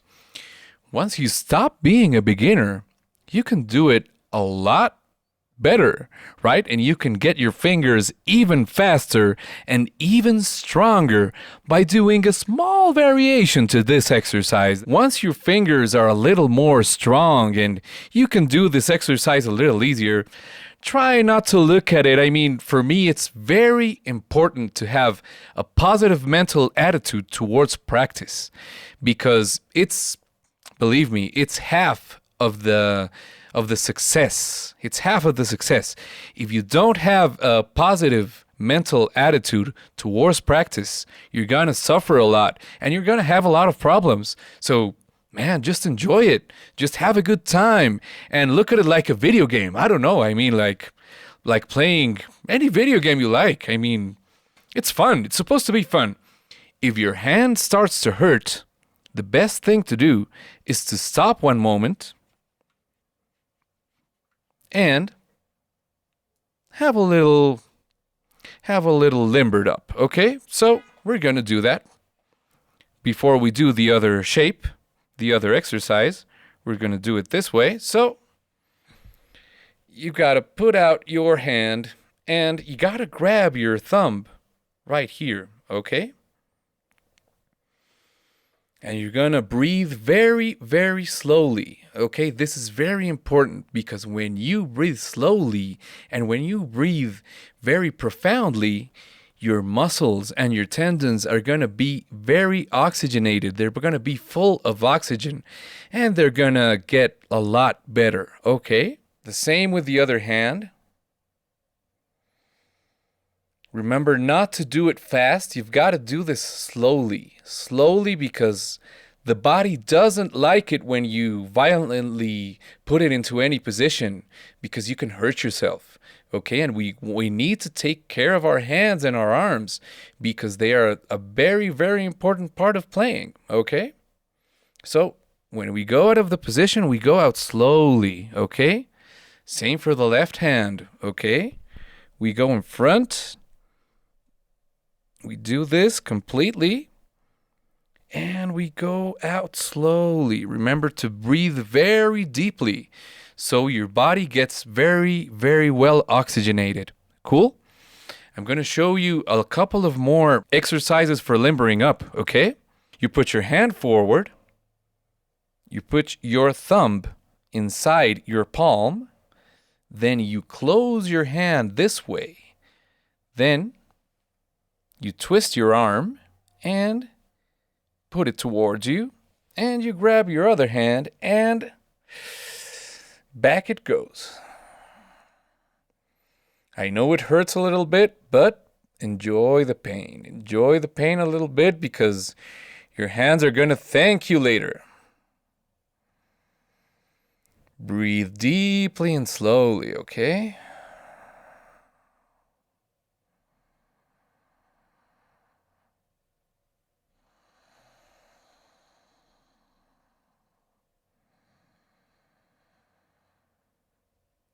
Okay, now get out of this position very slowly, okay? Remember, this is very important. It's something that yoga says too.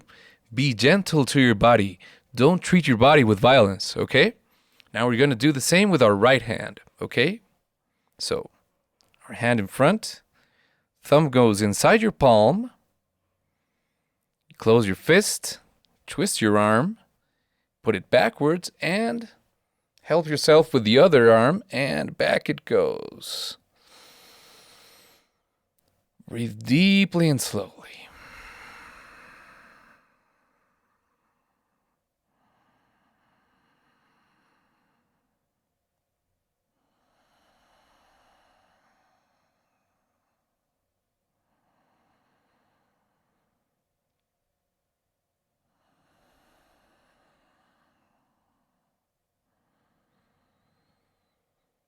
Okay, now slowly let it go.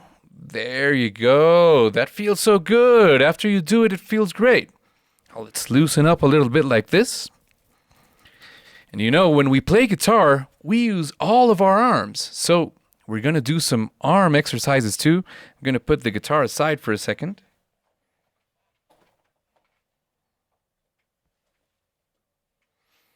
So, here we go. We're going to cross our arm in front of our body, and we're going to put it back. And we're going to press it towards our chest.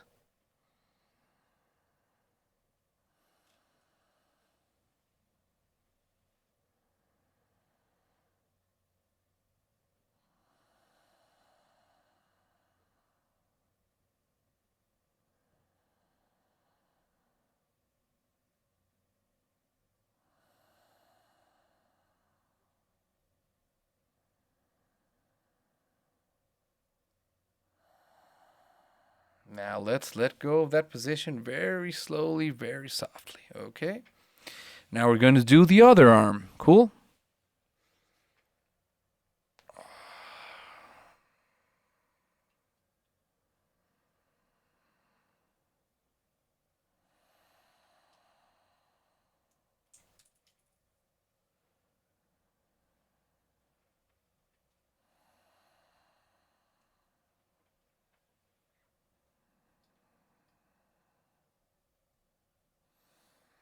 Cool, let's let go. Now we're going to do the same with our arms because we have a lot of muscles in our arms that need to be relaxed so we can play good, okay? We're going to do this one, okay?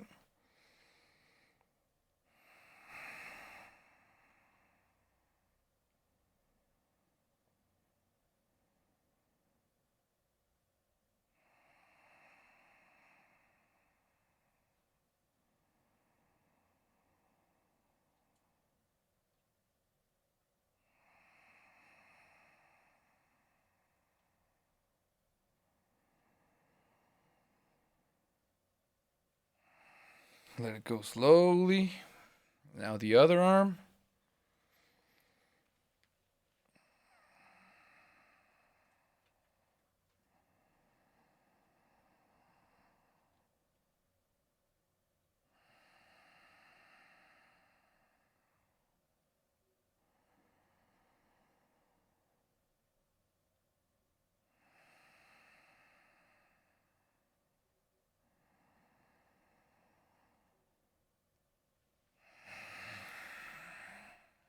There you go.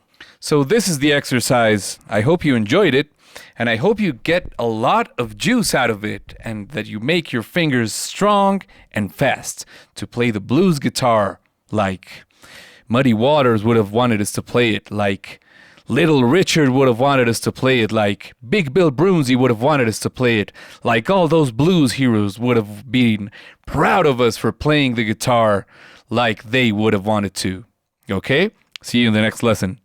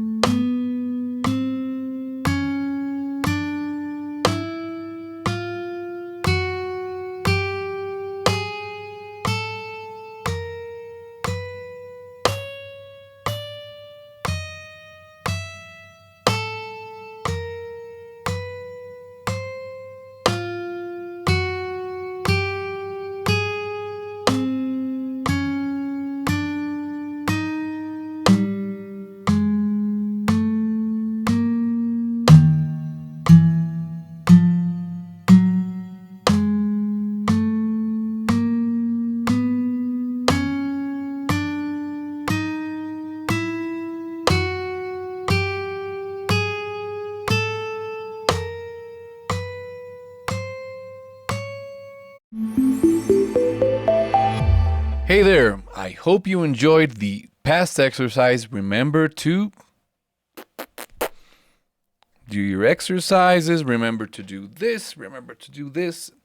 Every practice session you do shouldn't be longer than half an hour, and you should always do these limber up exercises, okay? These warm-up exercises are very important so you have your hands in good shape, okay? So, before we get into the deep stuff of the blues and go into the pentatonic scales, where we're going to learn all the boxes of the pentatonic scales and do some, right?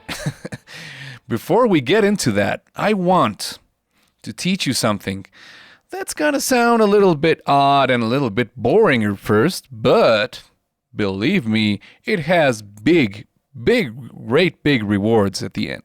Okay? So, this chapter is called the Fretboard Identification Cheat Sheet. Okay, so what is going to happen if you do this lesson correctly and you bring it up into your daily practice? You're going to become a person that, another musician says, hey, so we're going to play in the key of G. And you go, oh, G, cool. Yeah, this is over here. And I've got to do another G over here. And I've got another G over here. Oh, yeah, and I've got a G over here too, Oh, and that's what we want, right? We want to know every single note on the fretboard. We want to know where exactly they are, because that's what makes us better musicians.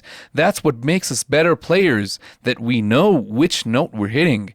Because, for the blues, it's part feeling, but you got to have some technique. You've got to have some basic knowledge about your instrument, and you need to know your instrument very well. So you know which key to play in, which notes you're hitting, and how to use it. Okay? Cool? The guitar has 6 strings, right? You've got E, you got B, you've got G, you've got D, you've got A, and you've got E. Okay? Those are our 6 strings in the guitar, right? And because each of these strings has its own note, when we put our fingers on each of the frets, what we're doing is changing the tension of the string. And when we change the tension of the string, we're changing the note, And with each one of these frets is half a step, half a tone. Okay, so a full step would be from E to F sharp, but you gotta know that all the notes in the fretboard, or almost all the notes, except like natural notes like E, like F, like G, like A, like B, like C, like D, and like E again, all of these notes have notes in the middle.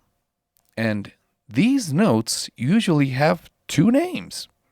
What do you mean 2 names? Yeah, they have 2 names, and each one of these names is used in a different context depending on the type of scale we're working. Major scales use some types of alterations, and minor scales use others. Well, sometimes some type of alterations different from minors and stuff like that, but basically use sharp notes and flat notes, right? You've got sharp and you've got flat. So, for instance, let's check out F sharp. We've got an F here, right? Because we've got here an E and we've got here an F, right?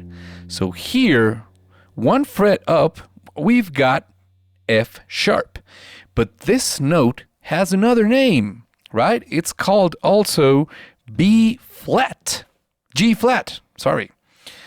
Each note has 2 names, right? So we've got E, we've got F, we've got this F sharp, and here we've got G, but this note also has another name, is also called G flat.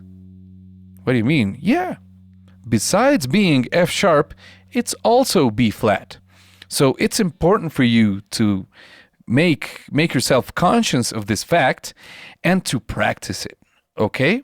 So with the course, you have an Excel sheet, you've got a spreadsheet where you can see all the different strings, and you also have each cell has a note for each fret in the guitar. And what I want you to do, and what I think would be best for you to do, is to fill out this cheat sheet, okay? And in every note that is not a natural note, like, for example, this F sharp, G flat, right? The ideal thing is to put both names. Okay, you have to put both names in these notes, right? And the exercise consists of a very simple, apparently simple thing, right? So what you're going to do is you're going to put a metronome at 60 BPM. So we've got our metronome on.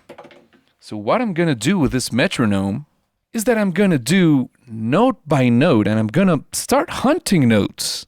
What do you mean hunting notes? Yeah, hunting notes. So I'm going to go string by string from 6 to first, and I'm going to look for every note. So, for example, in the 6th string, I'm going to look for all the E notes in my guitar. So I've got an E at the 6th string, right? 0 fret.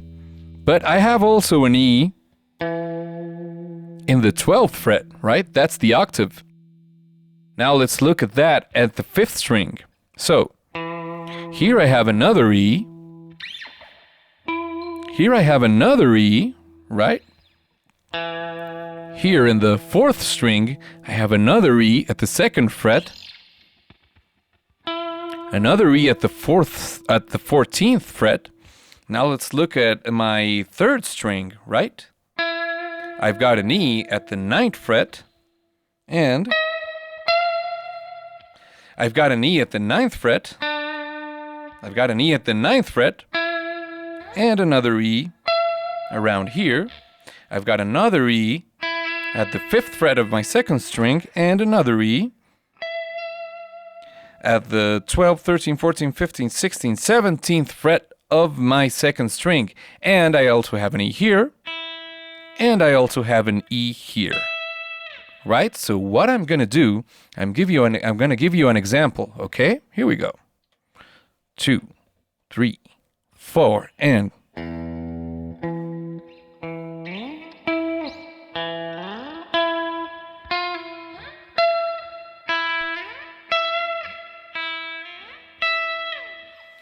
And what I did there was chasing the notes with the metronome. The metronome does a very important thing that is forcing me to think fast. Because that's what's happening in a live situation. I have to think fast. And I have to find that note as fast as I can. Okay?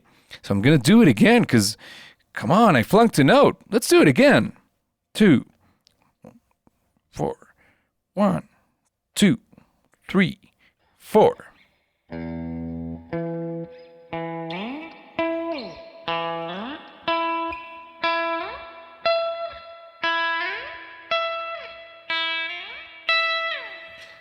Besides helping me look at know the notes that are on the fretboard, I'm also gonna learn time, and I'm gonna be a lot more precise with my rhythm. It's very important. So this is gonna help me also with my rhythmic part, right? Okay, so I want you to take a look at the cheat sheet. Okay, when you see the cheat sheet, it's gonna show you a random note exercise, okay?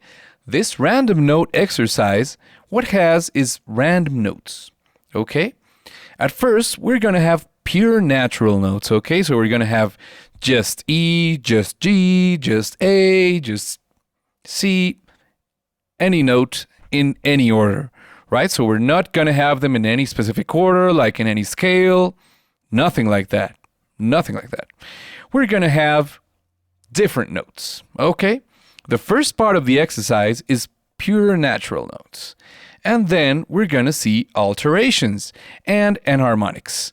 And these notes that have the same name, right? Like what I was talking about the F sharp, G flat, same note, different name, right? We're going to see some of that too, because it's important to become really fast, like a cowboy. right? We want to become really fast like cowboys, like gunslingers, or cowgirls too.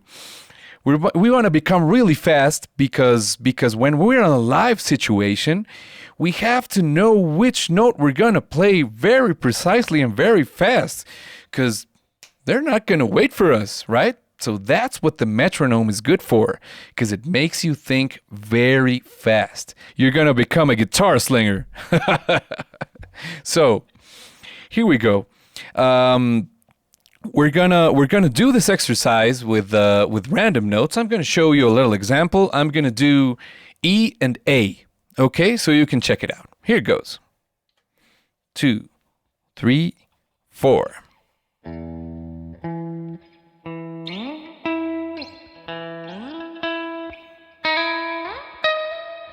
I'm gonna do it with E and A. Okay, here it goes.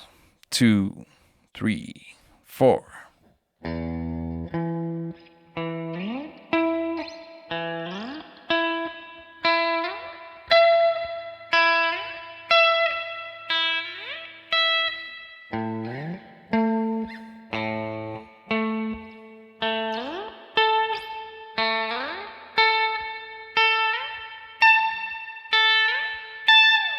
There you go. That was E and A. And then we try to search for more notes, and we try to do it even faster. If you feel you're already a guitar slinger, don't doubt it. Put the metronome a little bit faster. Put it in 70, put it in 80. Try to push your limits, push your boundaries. Always look for more. The guitarist has to be hungry, has to start looking always for harder exercises and to, look for getting better and becoming a better guitar slinger. Come on. See you in the next lesson.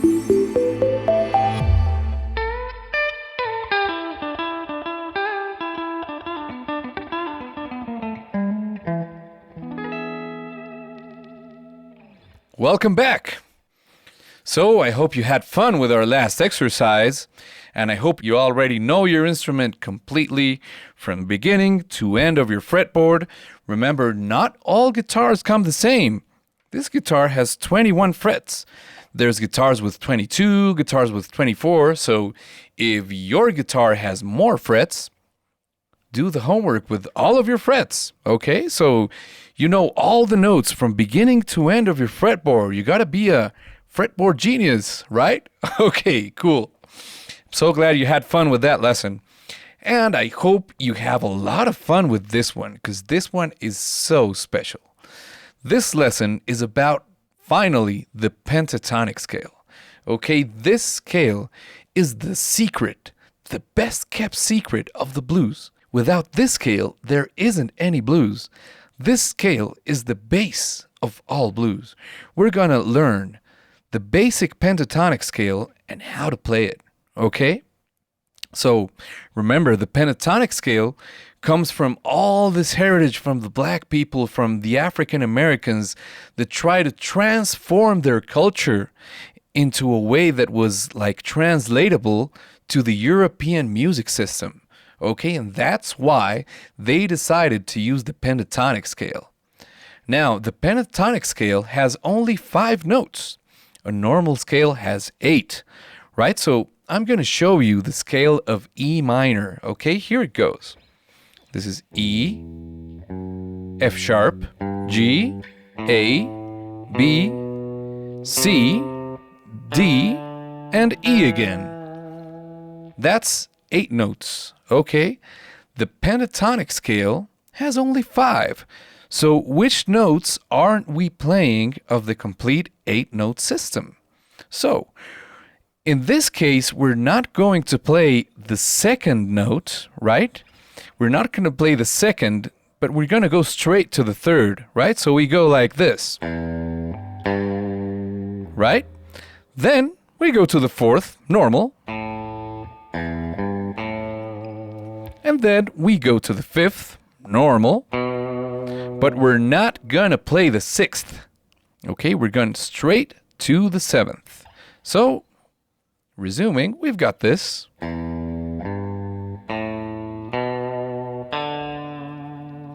And then we go straight back to our E.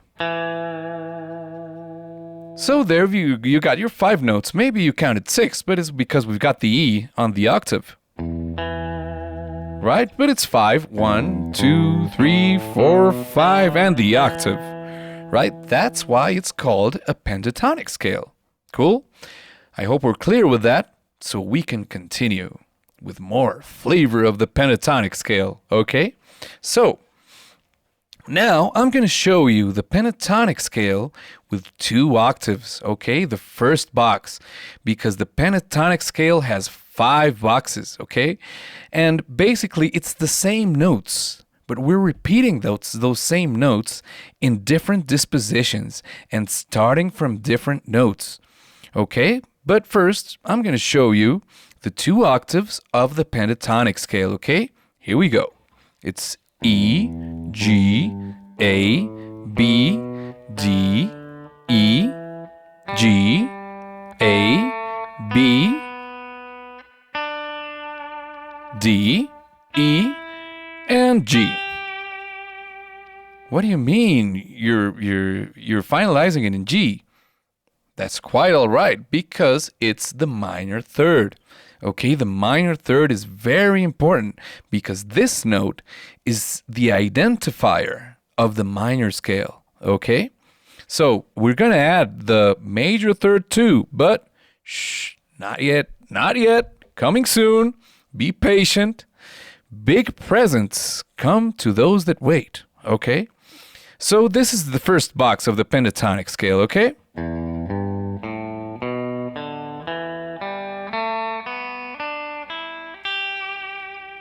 That's the first box, okay? Now, we're going to see the next box, okay? So I'm going to start the next box where the first box ends, okay? So if you check it out, each of these boxes has 2 notes on each string. There's no more notes on each string. There's no 3 notes in one string. You always do 2. So you always have a left limit and a right limit, right? So the next scale is going to start on the right limit of the previous scale. Okay, so the second note of the 6th string was this one. The second note on the 5th string was this one. The second note on the 4th string was this one. Second note on the 3rd was this one. Second note on the 2nd was this one. And second note on the 1st was this one. So that's a helpful guide so you know where the boxes start and where the boxes end. Cool? Okay? So, remember, it's all the same notes. E, G, A, B, D, and E. It's all those 5 notes, just in different places of the fretboard. That's why it's so important that you are a guitar slinger that knows where all the notes in the fretboard are. Okay, cool. Now we're going to check out the second box, okay? It goes kind of like this. It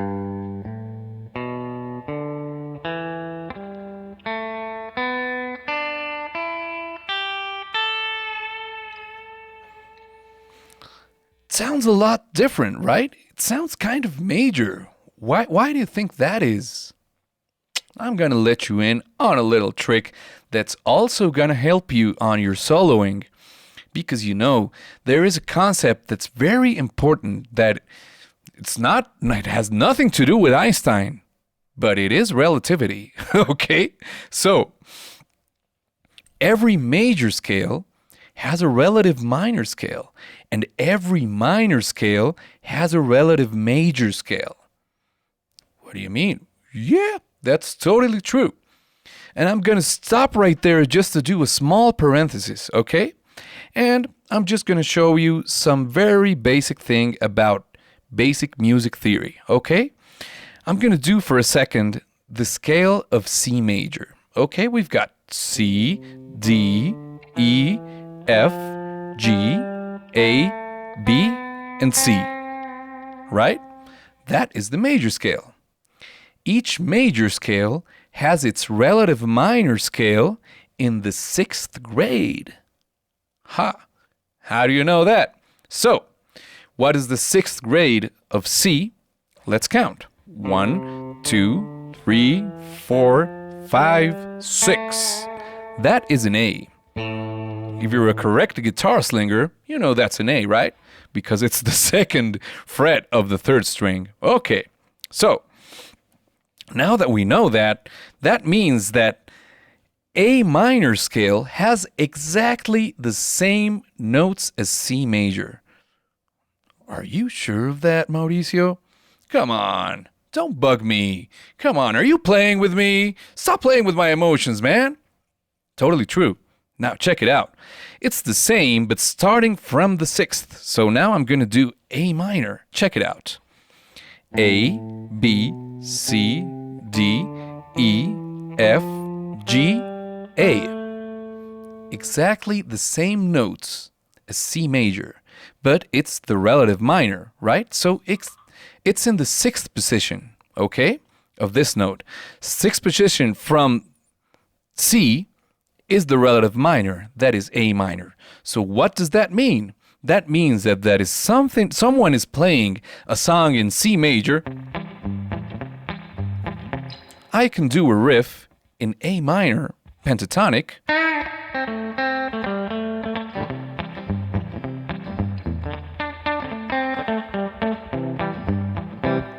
And I'm not gonna flunk one single note. It's gonna sound perfect because all of the notes in the A minor scale fit in the C major scale. Okay, and it also happens backwards. What do you mean backwards? Yeah, totally. What is the relative major scale of A minor? Well, let's check it out. Let's see. A minor again. A, B, C, D, E, F, G, A. The relative major scale of any minor scale is in the third position, right? It's the third. So the minor third of A is C. So if I'm playing in the key of A minor, I can play C major totally with no problem.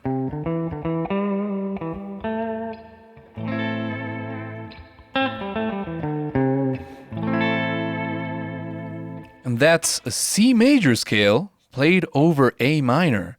So remember, when someone is playing a major tonality, you can always do a pentatonic scale in the sixth of that tonality. How do you see that? How do you like me now? Okay, so closing my parenthesis, let's check out the second box of the pentatonic scale once again. 2, 3, 4, 5, 6, 7, 8, 9, 10, 11, 12. Okay, this is my second box for the pentatonic scale. Okay, now we're gonna see the third box. The third box, remember, it's all on the limits. Okay, now remember, where I ended all the notes in my second box is where the left limit of my third box is gonna be. Okay, so it's here, here, here, here, here, and here. So let's check it out. Let's see how the third box plays out. It goes like this.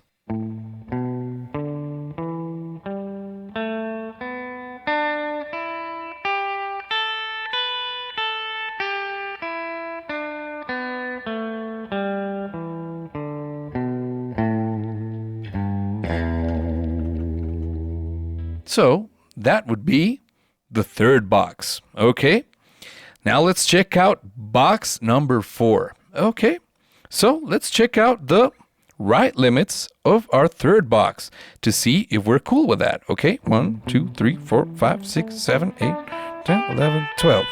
So it was this, this, this, this, this, and this. So let's check out our box number 4. Goes like this.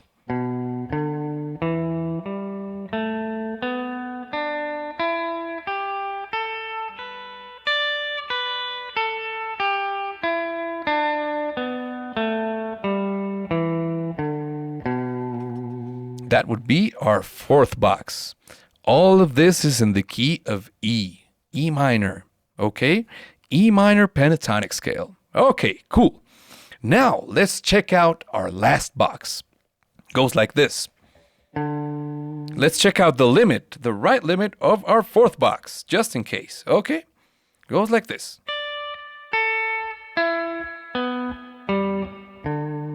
Now let's see if it all plays out how we want it to. It will be like this.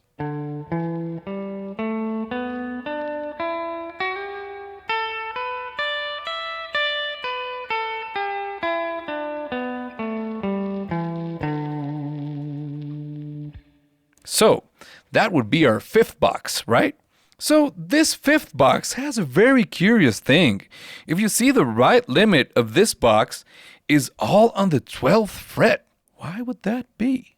That's so strange, Mauricio. Could you please explain that to me? Of course, my friends. That's what I'm here for. Come on, please. So, the fifth box ends on the 12th fret because it's the last one. And from the 12th fret, you know, this was E and this is E.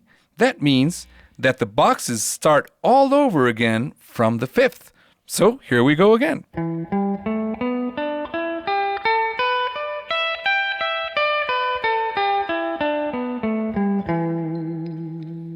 So that is the first box again, but the second octave. Cool? Is that clear? So here we go again. Second box, second octave.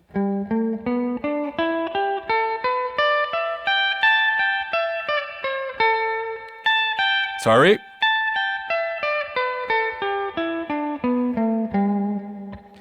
Third box.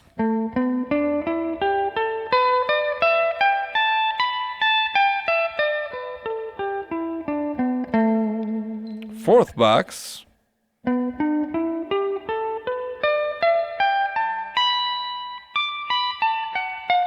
Ooh, sorry.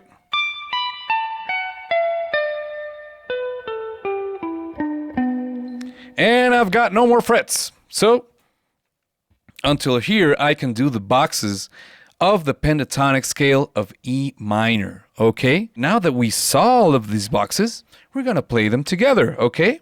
Let's check it out. 2, 3, 4, and...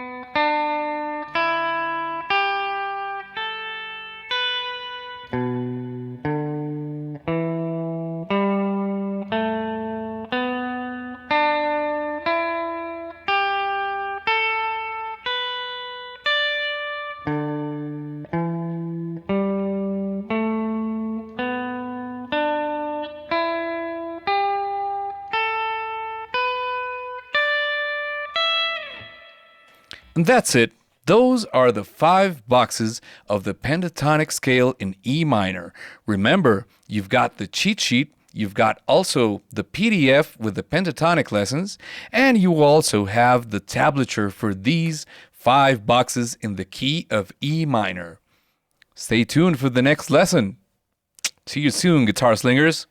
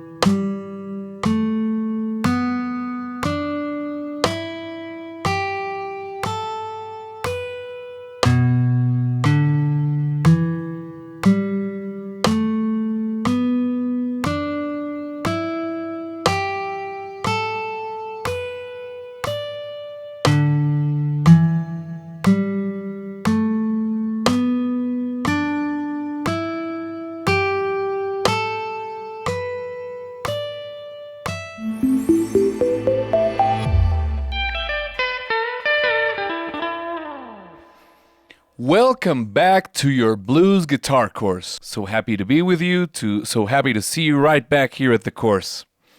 So, I hope you enjoyed the previous lesson on learning a little bit about the pentatonic scale. We learned the 5 boxes of the pentatonic scale. We did a very slow way to check out how the pentatonic scales work and how the 5 boxes of the pentatonic scale go, right? We learned them a little bit, but there's something you have to take into account, and it's that all this thing with scales and music, it takes a little bit of time for that information to seep in and for it to become usable as a player and for it to become usable for improvisation.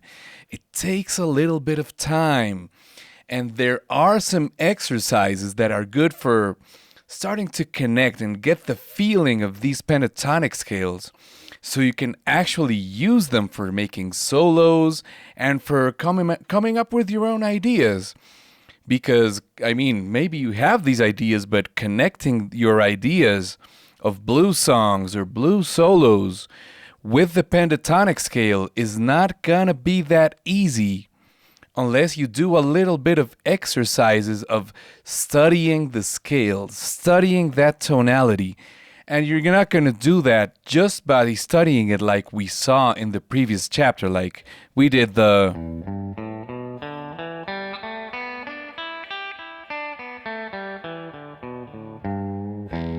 And then we did the next one. But you just knowing the scales isn't going to help you improvise, isn't going to give you ideas, and you're not going to be able to learn them by heart and really make them a part of your language, right? Because that's what we're looking for. We're looking for you to have a richer guitar language. Because remember, what a good guitarist has is a great, huge library of licks in the brain, okay? So, in order for you to connect these scales and become a guitarist, a proficient guitarist that can actually do some soloing, some bends, and that can grab any scale they give them and start improvising all of a sudden like, oh yeah, we're in G? Okay, let's do this, come on. It's not that simple, so we're going to do a couple of exercises so we can memorize the scales a lot better and make them just like I said a moment ago, to make them part of our language, okay? So here we go. Remember, this exercise has a tablature. You can also access that PDF document on the course. And you're also going to check it out right here so you can follow what I am playing with your guitar, and check it out on the tablature you're going to see right here, okay? So here it goes. 2, 3, 4.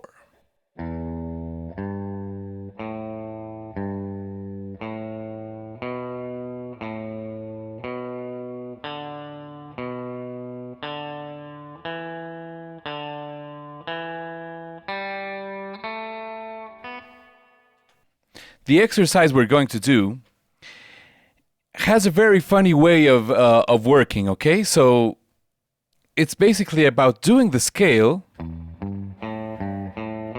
but what we're going to do is we're going to start advancing in the notes by 3, and then we're going to go back 1, right? So the normal scale goes like this.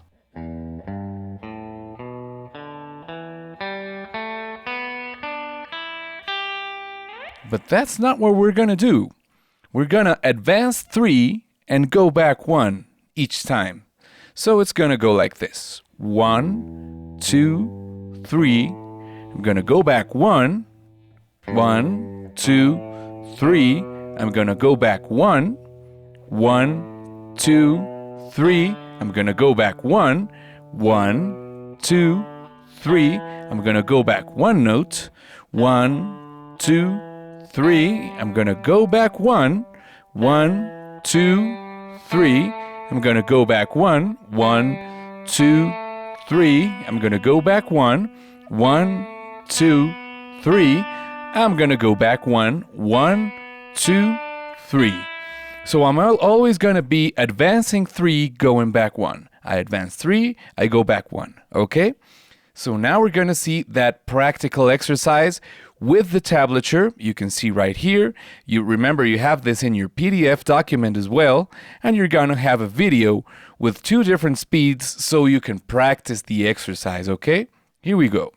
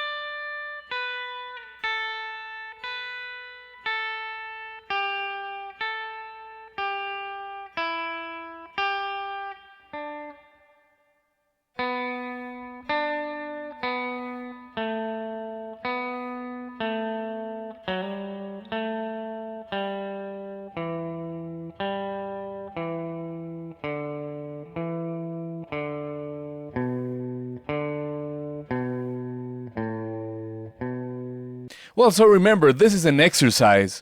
So maybe you can make a couple of errors. It's totally normal. Just try to keep practicing so you make it perfect, okay? So, the idea of this exercise is you can do it each time a little bit faster, right? So you can get like...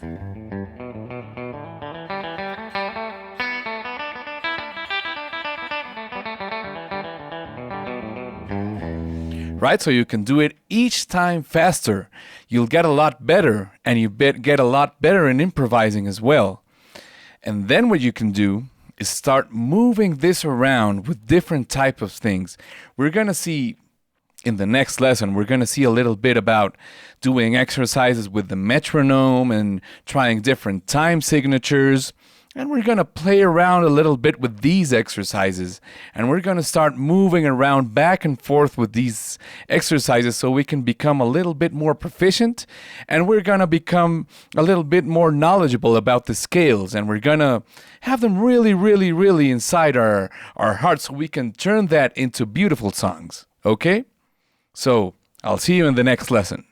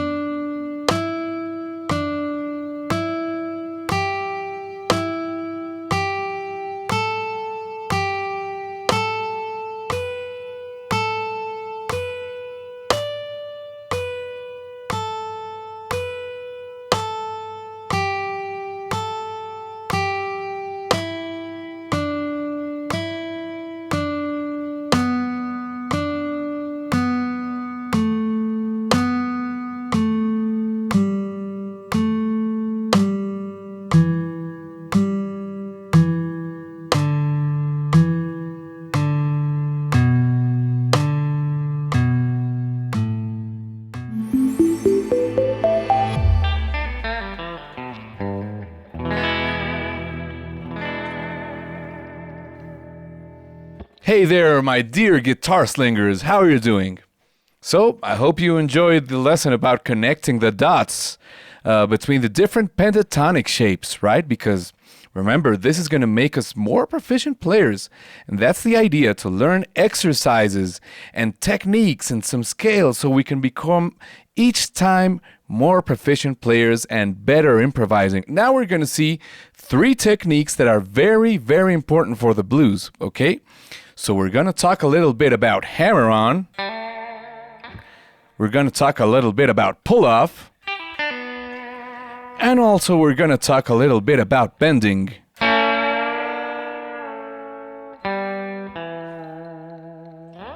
This is a little bit about tremolo, but we're going to talk about that later, okay? So now we're going to talk first about hammering on. What is hammering on? What does hammering on mean?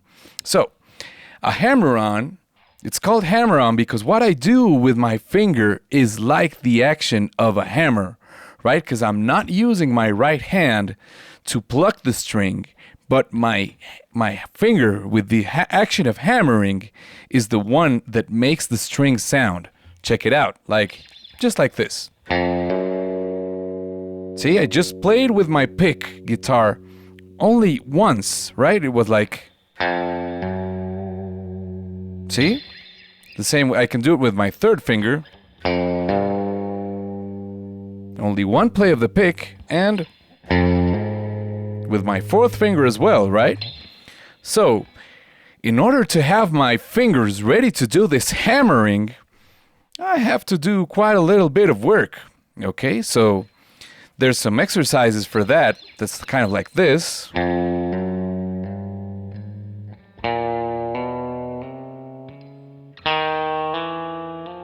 The same spider we did, like coming up.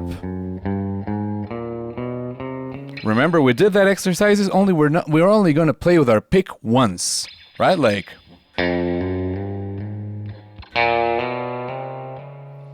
Okay?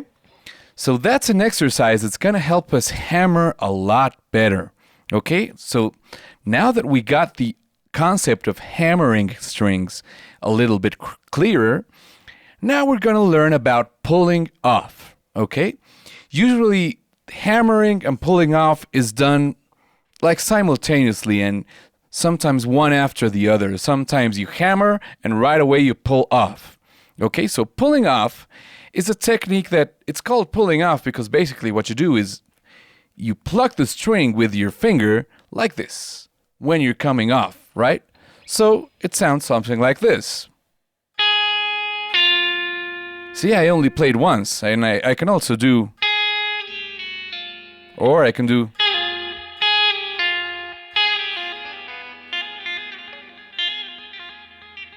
I can stay there forever, right?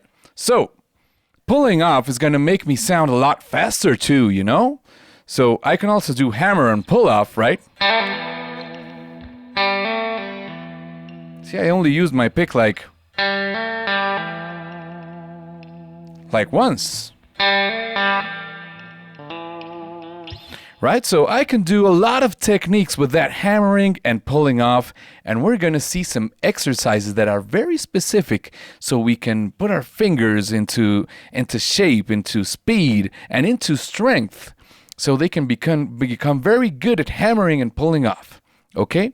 Now we're going to check out bending. Okay? Bending is a very, very important part of the blues. When I was talking to you about the history of the blues at the beginning of the lesson, I read something in some books about bluing notes. And I was like, what do you mean bluing a note? Yeah, bluing a note means bending a note because it's part of that African heritage and part of that African music, that beautiful African heritage we have from the African Americans that started traducing this European system to that African culture. Okay, so we're going to check out what we can do with bending. I mean, there are a lot of things we can do with bending. Like, for example, I can grab 2 strings and bend them like this. That was bending, hammer on and pull off. That was the 3. So, you know, These three techniques together are so powerful for the blues, right?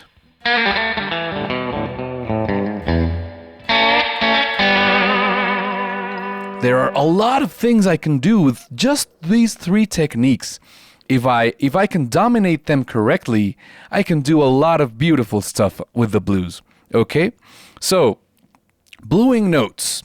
There are two measures for bluing a note. I can blue a note or bend a note like half a step, like, or I can blue a note a complete step.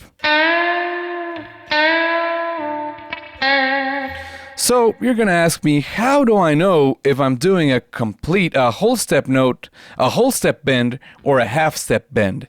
How do I know this? Well, you can check it with your guitar, right? So if I was in this string in this note, and I'm gonna bend a half step bend, I need to go to this note. So that's how I can check it, right? That's a half step bend. Okay, so how to know if it's a full step bend?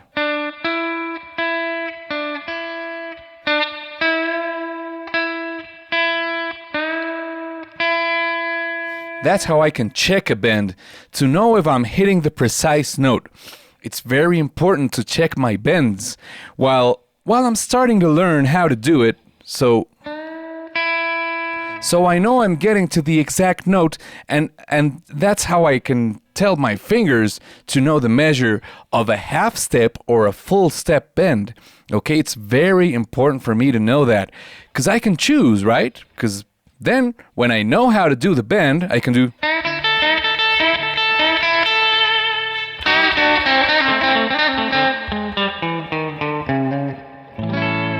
Seventh chord at the end, right? Those beautiful seventh chords we learned at the other lesson, okay? So now we're going to check out some exercises for doing hammer-ons and pull-offs, okay? Give me a sec. So these following exercises are for hammering on and pulling off. So let's check them out. 3, 4.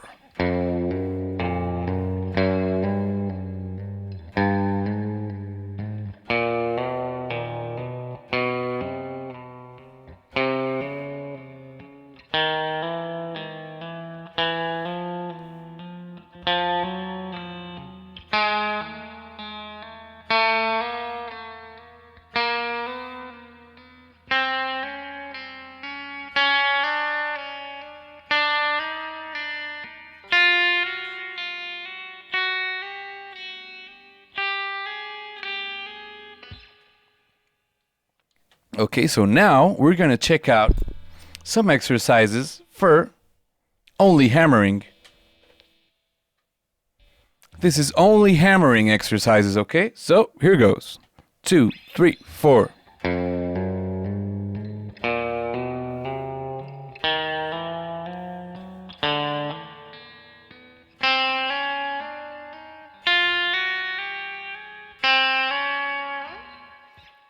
So here comes the pull-off part, okay?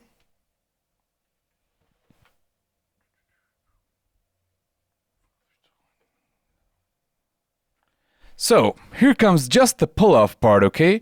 Remember, you've got these exercises at the PDF, and you can follow here in the tablature as well, and you're going to have them with 2 speeds at the end of the video. Here goes.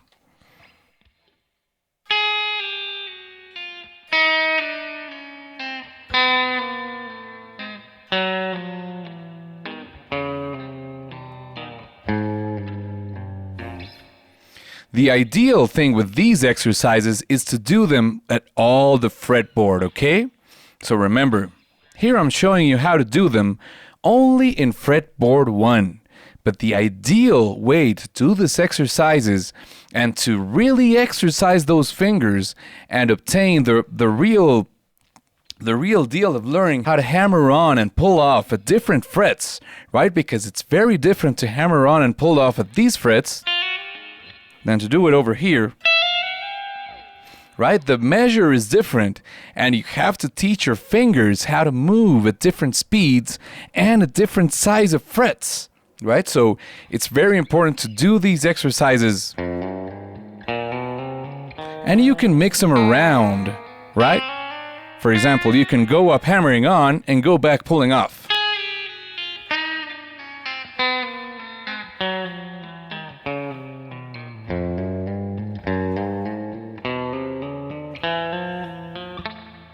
Or you can mix them up too, like this.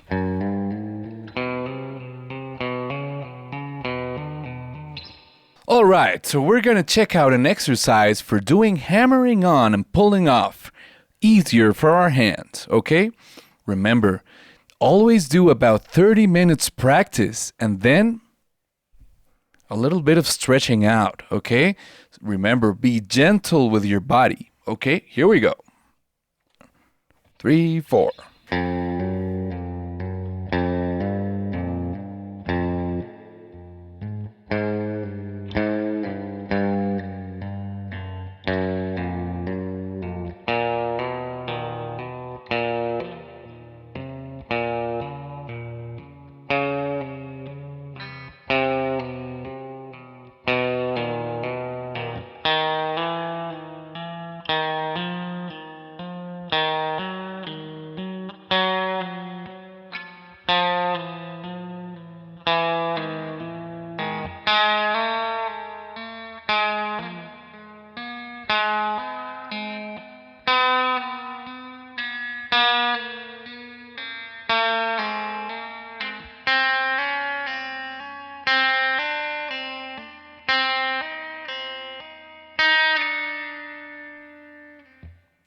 Now you get the hang of it, right? So it's basically hammer on, pull off, hammer on, pull off, hammer on, pull off, and then hammer on, pull off, hammer on, pull off, hammer on, pull off. And you've got to do this in all the fretboard, okay? So you can do this over here.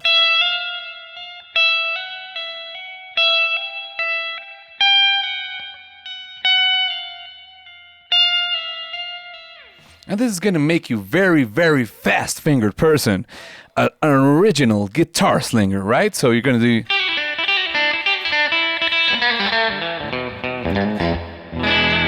So you can do beautiful stuff like that, right? Very bluesy riffs and very beautiful things. And we're going to see some new techniques as well in the following video, talking a little bit more about how connecting this techniques of hammering and pulling off, which is very, very important, and also bending. And we're going to see how to combine that with double stops. Double stops are another thing where we use two strings to combine sounds and look for new sonorities and do very beautiful stuff. So, see you in the next video.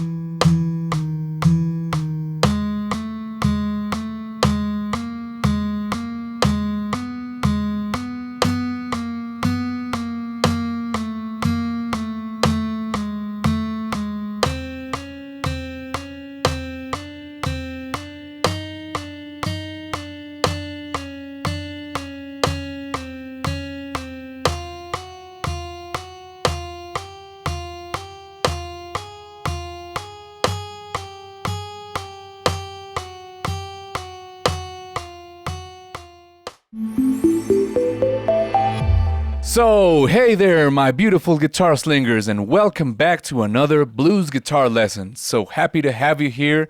I hope you enjoyed the previous one, where we talked a little bit about hammer-ons, a little bit about pull-off, and how to combine these two techniques, and how to make our fingers a lot stronger for these techniques, right? So, in this lesson, we're going to learn something a little bit different. I already told you a little bit about what we're going to learn on the previous one, but now I'm going to tell you really what this thing about double stops is all about, right? So these are called double stops because they're some kind of little chords, so to speak, right?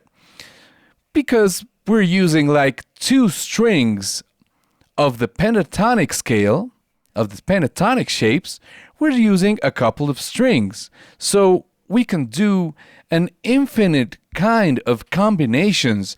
So I would love you to start experimenting and start looking for different types of double stops with all the combinations of two string combinations you can do with the pentatonic scale, right? Because if you got something like this is a double stop.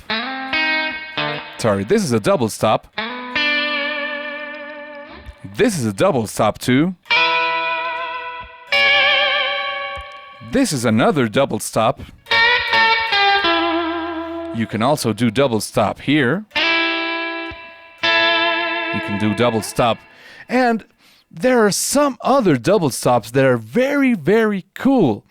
They were used by all guitarists in the blues, and these double stops are very special for the key of E.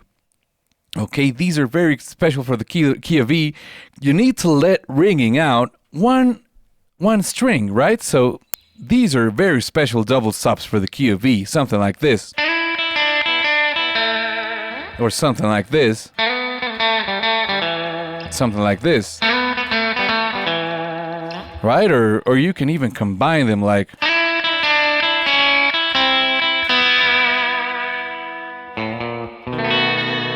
You can combine double stop with the complete chords, and you've got some beautiful progressions you can do with right there. Well, here what I just did was a chromatic double stop.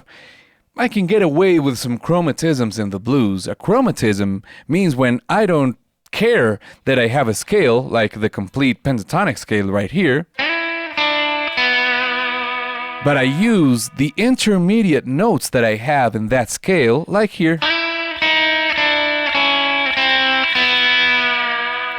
I can get away with some chromatisms in the blues, but I have to be very careful. But there's another complete chapter where we can see very specifically about these chromatisms and how they work, and how I can make them combine very sweetly with the blues, right?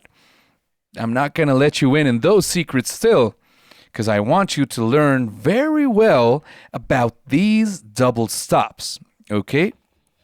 So, the first double stop we're going to learn is very simple, because I'm just going to do like a small bar chord with these first two strings, okay?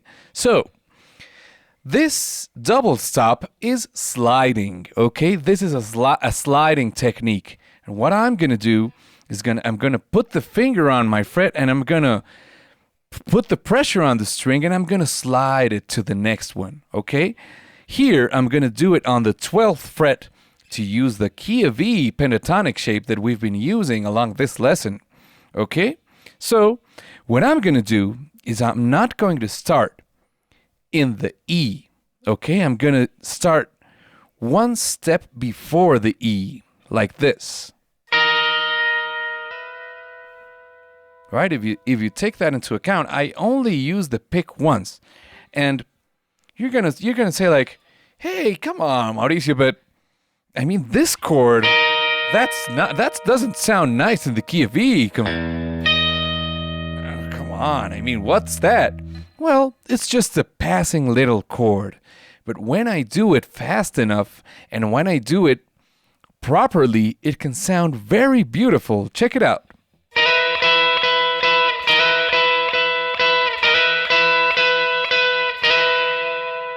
but I've got to train my fingers to do this, okay? So, I'm going to learn to do this very slowly, okay? I want you to put your metronome very slowly and start practicing just this, okay?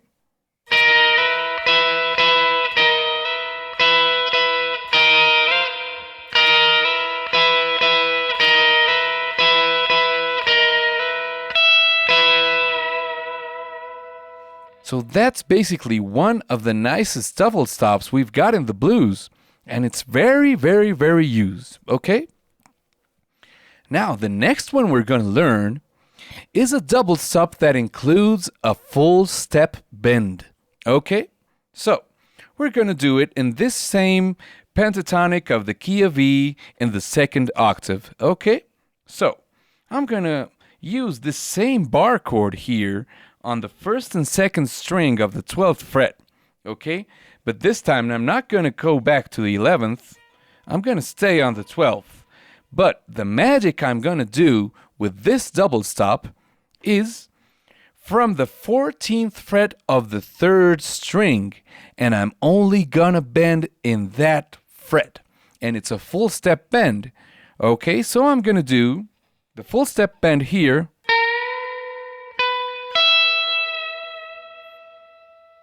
That's the exercise, okay? So it's full step bend on the 3rd string.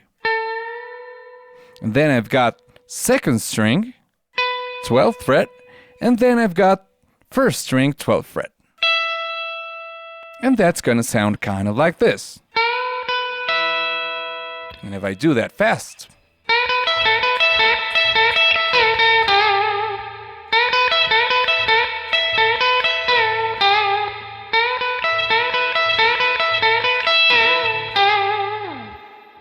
so that's another exercise you can do to learn another little lick that works with a double stop with these two.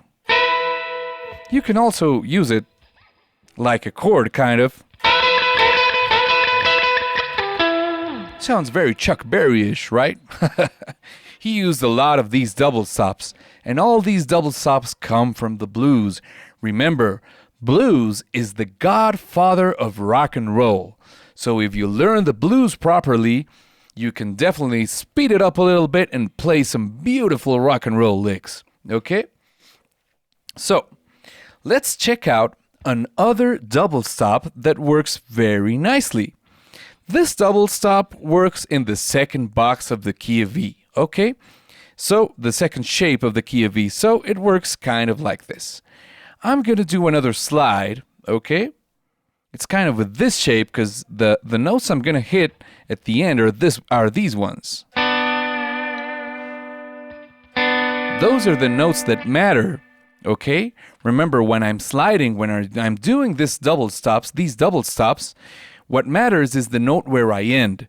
Where I come from is also, it's kind of a fugazi. It's kind of a something where I come from, and it's not that important because it's a passing note, okay? So, we're going to go from fret 2 in the 3rd string, and I'm going to maintain the same shape with my two fingers. They're one fret away and one string away, right? With string 2 and string 3. In string 2, I'm with my first finger on the 1st fret, and on string 3, I'm on the 2nd fret with my 2nd finger, okay? So what I'm going to do is I'm going to go from this disposition 2 frets upward. So I'm going to do like this. Okay, so it goes kind of like this.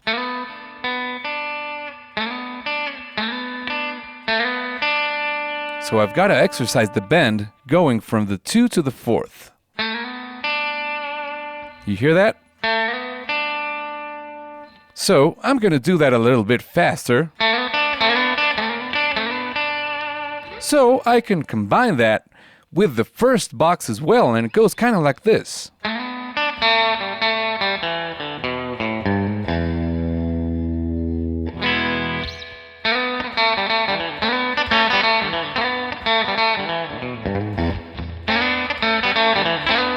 And I can use them as a chord as well. I can use the 2 strings as a chord too.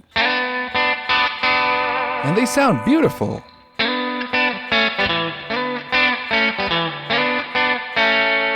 And I can combine them with this other double stop that's on the 2nd fret, like a small bar chord, on the 2nd and 3rd strings and the 2nd and the 2nd fret. And I can do it like this. And I can use also these 2 strings on 0 fret, right? Like this. And these 3 double stops are a great, beautiful combination.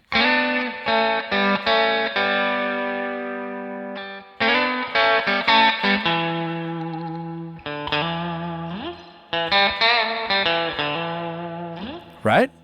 That sounds beautiful. And I start combining that with some pentatonic shapes, and I start combining that with some hammer-ons and some pull-offs, and wow, now we're grabbing some blues style, right? So let's continue. Let's watch some more double stops, okay?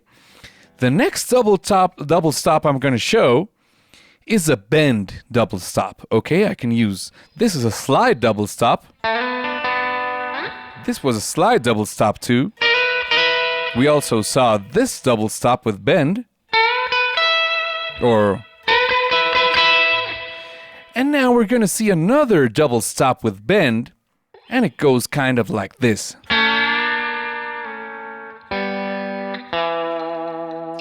So it goes 2nd fret, 2nd and 3rd strings, and now I'm gonna do a bend with my my fingers 2nd and 3rd, my middle and my ring finger, and I'm gonna do it like this.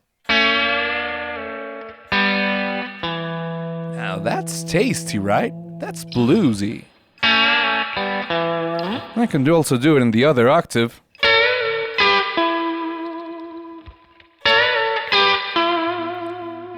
Remember, you've got these materials, all these materials are in a PDF document where you can check out the tablature, okay? So, now we're going to check out another double stop. This double stop is we're going to use the 1st and 2nd string, okay? And it goes kind of like this. We let them ring, but then we're going to use our fingers 1 and 2 to go up a couple of frets, like my 1st finger is going to be on my 3rd fret, and my 2nd finger is going to be, my middle finger is going to be on my 3rd fret of the 1st string, and my index finger is going to be on the 2nd finger, on the 2nd fret of my 2nd string. Okay? So I'm going to use that with the 2 strings on the 0 fret. Okay? And it goes kind of like this.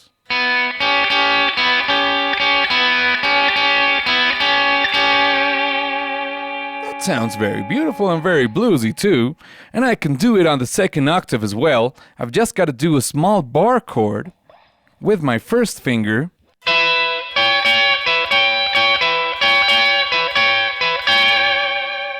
and I can also do it like bar chord like this.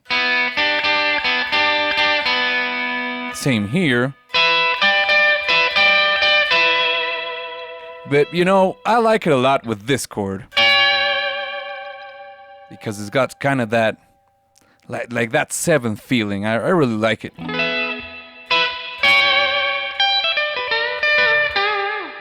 Right? So that's another of those beautiful double stops we got on the pentatonic scale, right? Now I'm going to show you a little bit of connections of those double stops, like...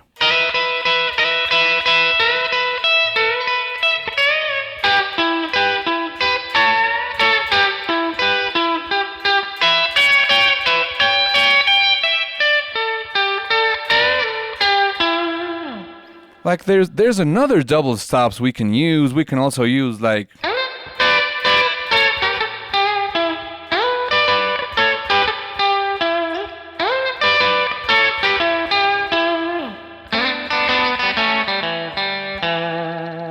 I can use double stops to make some beautiful, beautiful blues licks.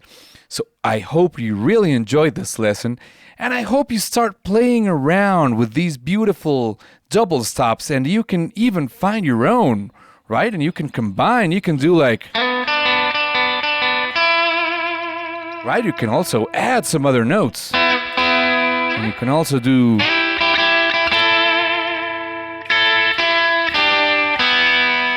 and remember, we've also got these ones.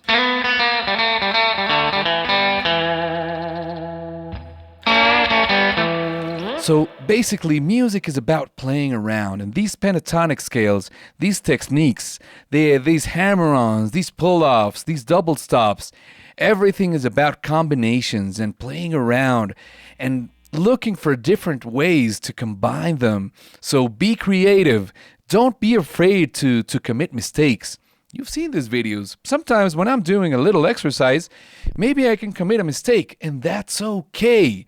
You have to forgive yourself for your mistakes, but you also have to be like, you don't have to be condescending with yourself, like, okay, I made a little mistake.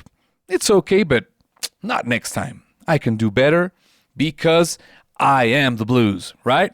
I am a guitar slinger. Repeat that with me. So come on, see you on the next lesson. Hi there! Congratulations on completing this free 3-hour Blues Guitar Essentials course. It's a pretty great achievement and I hope that you have enjoyed it.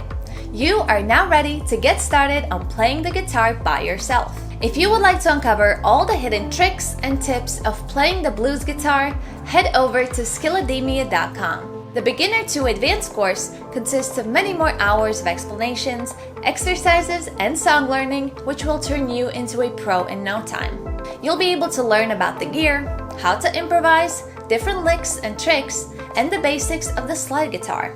All of this while applying your knowledge together with the instructor and learning to play different songs. If this sounds like something you would like to learn, go check it out. Thank you for watching and see you soon.